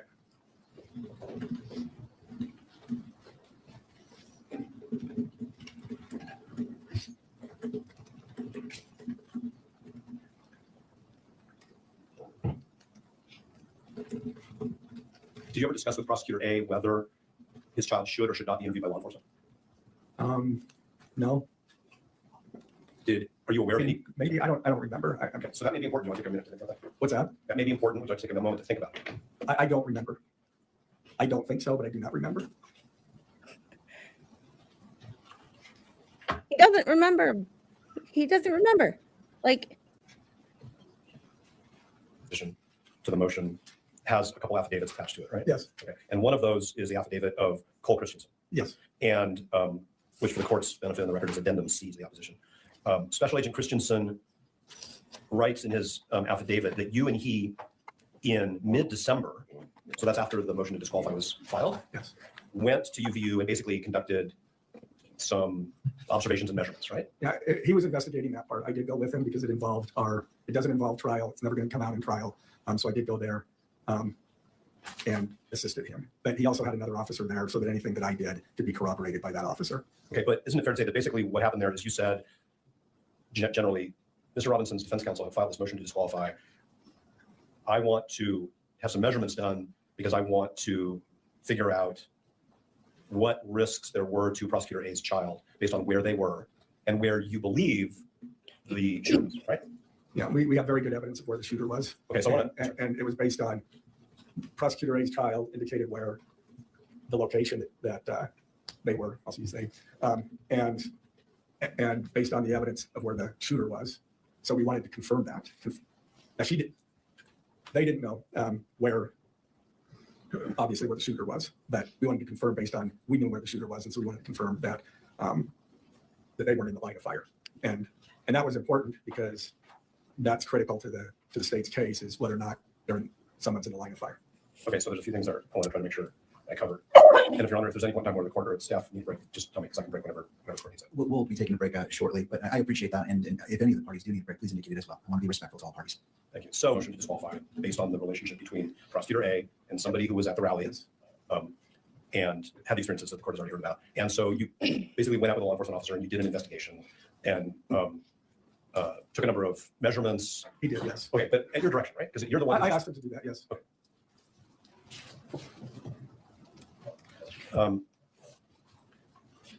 You say in connection with that there are some uncontested issues in this case. Yes, that's a term you use in your brief, right? I'm sure that you will tell me where they're not not contested, but well, every issue is contested, right? I mean, so is it? Okay, go ahead. I'm not trying to have a argument because the court reporter doesn't. I stopped, so I'm not. And I'm bad at that too, and I have been for a very long time. But your just me measurements as documented in ways of Sunday or to Sunday. Mr. Christensen's affidavit, Thank you. Special Agent Christensen's affidavit, are of things that you say are uncontested. But I just want to make sure. So can I clarify? I just want to grasp a couple more straws. Contested. I said what was not contested is the fact that the things that child A could testify to. That's what I was referring to, is what's not contested. Child A, as demonstrated in the affidavit, can testify that child A was there, that her child A's location, and what the crowd did, what she did, and then what she ran in. That's what's uncontested. But aren't these also uncontested things, which you contested issues, which you seem to suggest to the court are uncontested? And that is that the shooter was on the roof. No, I didn't say that was uncontested. I said what she could testify to is uncontested. And if there was something different than that, that's certainly what I meant. I understand that all those other things could be contested.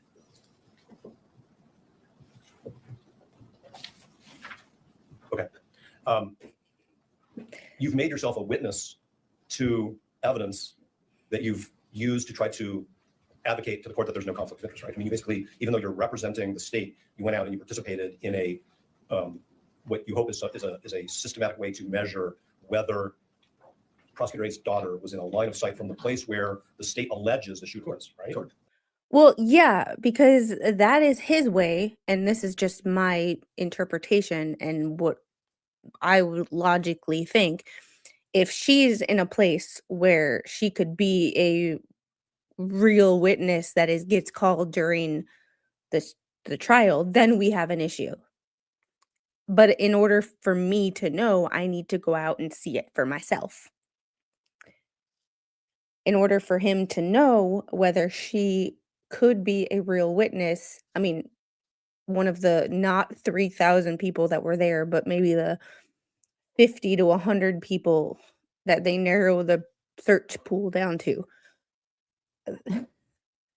He needs to see it for himself. So of course they went. Like, that's what he's trying to make a conflict of interest right now is me using common sense and logic on, like, okay, I'm seeing this from a different side of things now that I'm actually hearing him talk. The defense is just grasping at straws at this point. Okay. But as far as making myself a witness, I was careful to make sure that there was Cole Christensen and then an officer from UVU. If you look at the case law, the case law says that prosecutors can participate in these interviews and so forth. What we do is make sure that someone else is there so that we don't have to testify. And the defense can't force the prosecutor to testify under those circumstances. Oh, he's got case law on his side. Oh, fucking love it. I love when people bring case law. That's the case law. It won't surprise you that competent defense counsel have the same practice. We don't interview witnesses without investigators present. Right. And this was no different than that. Understood. Okay, I do want to You did address another too. aspect of this line of fire situation. Okay, so it's the state's theory of the case, if I may, that the shooter was on a rooftop, correct? Yes, Okay. And what's the name of the building that the state believes the shooter was on? I don't recall. Okay. And so these measurements that are in Special Agent Christensen's declaration, you're saying were designed to basically, if I may, I'm not going to put words in your mouth, rule out whether the child of Prosecutor A is in some ways a victim of this incident. Not as far as a victim. We already understood that based on where the buildings were, that the child was not in that line of fire, but we wanted to provide the measurements for this motion. So what is the We wanted the proof. We could say, yeah, she's not in the line of fire, but we wanted proof because we knew that you would pull some bullshit like this. Oh God, now before I was like, okay, this defense team has to do what they have to do, but now it's like, looking, Lips, is that you? significance of the measurement? What is the significance of whether the child of Prosecutor A was or was not in a physical position where they could have been shot? What is the significance? The aggravator, as you know, is that we're alleging that when the shooter killed Charlie Kirk, that he placed others in grave risk of death. And so anybody within that zone, if you will, was placed in grave risk of death. Okay, and so you've now gone out and you've done these measurements from the place where you believe the shooter was.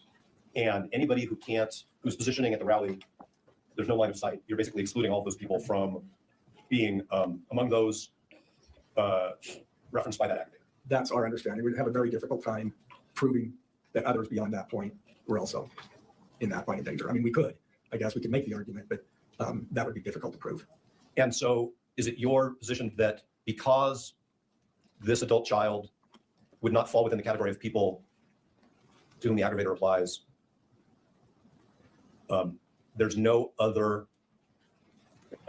connection between those people and the prosecution? Not the crime. I mean, again, depending on whether, again, I rely on law enforcement to provide us with whether they have something helpful or not.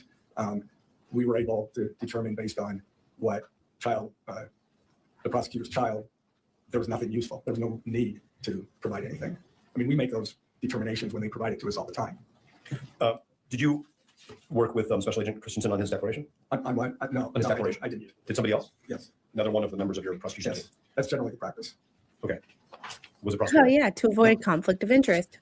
Okay, now we've also, I should say, Common we also sense. filed with the court addendum B to your opposition, which is the affidavit of the child of Prosecutor A, right? And this person is a young adult who is a student at the university, right, at UVU? Yes, okay, that's what I'm told. Okay. Did you speak with this adult child in connection with the preparation of their affidavit? I did not. Do you know who did? I do. Who was that? It was Mr. McBride. Okay. And do you know whether Mr. McBride consulted at all with Prosecutor A about that? I couldn't answer that. I don't know. Okay. Did you read the affidavit? Of course, I wrote the opposition. I better read the affidavit. Did you play any role in the shaping of the affidavit anyway? No. It was just given to you. Here's the affidavit. Well, I mean, we were aware of what the student, I'm going to call it student now. We were aware of what the student had said as far as what the student was aware of. And so we obviously, as I started writing based on what my understanding of that was, and I'm sure that Mr. McBride covered those areas to make sure that we were accurate. Are you saying that the affidavit followed from your briefing and your briefing was based on your? No, that's not it. My briefing was based on what the information that the student provided. And so to that extent, I'm sure when Mr. McBride talked to the student, that he would cover those things. Okay, so what I'm missing is where did you get the information about what the student experienced? That You was had not from- seen the affidavit. That was from the prosecutor that is the parent of that. Okay, so Prosecutor A told you this is what happened with my kid. Right. I mean, I think that's pretty established. All right, Mr. Nora, this is a good. Stop take a it. quick break. Whatever works. And just not meaning to pressure you, I'm just trying to anticipate how much more time for questions you have for Mr. Gray, just for housekeeping purposes. Time zone, somebody else says it. I'm skipping through the BS. At least another 20 minutes. The remainder of the witnesses, whether in a setting today or a different setting, I'm not saying which way, but if you wouldn't mind consulting, and we can discuss that briefly when the recess is over. That's fine. Do you want to give us some guidance on what? Staff as well, that it gives me time to speak with them, and then we can confer Very with that. All right. Court will be in a brief recess for 10 to 15 minutes.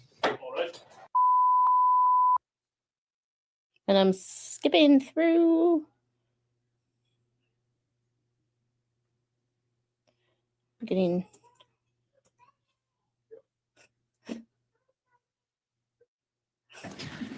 All right, well, that makes sense. And to all parties, that's the consensus, the stipulation? Yes. To the state? All right, thank you. And Mr. Gray did tell us that he has a flight later this evening. And just for total transparency, Mr. Burton and I have a flight to California, which boards in 2 hours from Salt Lake. Your Honor, obviously, we're not asking that he not be allowed to communicate with the county attorney's office. If they just don't discuss his testimony, that would be sufficient as officers of the court. I appreciate that guidance. I just want to make that clear. It is a little bit tricky when somebody's on the stand and they come off the stand. All right, well, I believe we do have a hearing set for February 3rd at 1 o'clock. Does that comport with everyone's notes? Yes. And we'll go ahead and reconvene at that time and continue this hearing, and we can take it from there. Does any party wish the benefit of the record? I don't think we need to ask the court to order the witnesses to return or certain subpoenas. Yeah, no, I think the witnesses are planning on attending that hearing as well. We'll make sure that's. You don't need the record for that. If we are told we need a new subpoena for any reason, we'll do it. All right. Thank you. Thank you, counsel. I appreciate your hard work today. I wish you a good afternoon and a weekend, as well as to Mr. Robinson. Court is in recess. All right. Thank God. Oh my God. So grasping at straws. Absolutely grasping at straws. Like, back when this started and we read the motions, I literally was like, okay, they might have a point. I understand where they're coming from. But then, like, hearing the testimony, I'm like, y'all are getting ridiculously stupid on this. People like this, and I understand they have a job. I do understand they have a job. But this is why I'm starting to hate defense attorneys, because they are starting to grasp at anything. Like, they are. Is this going to be a Koberger situation where they argue his innocence, and then at the last second plead guilty with the exchange of not getting the death penalty? I'm wondering if this is going to be a repeat Koberger.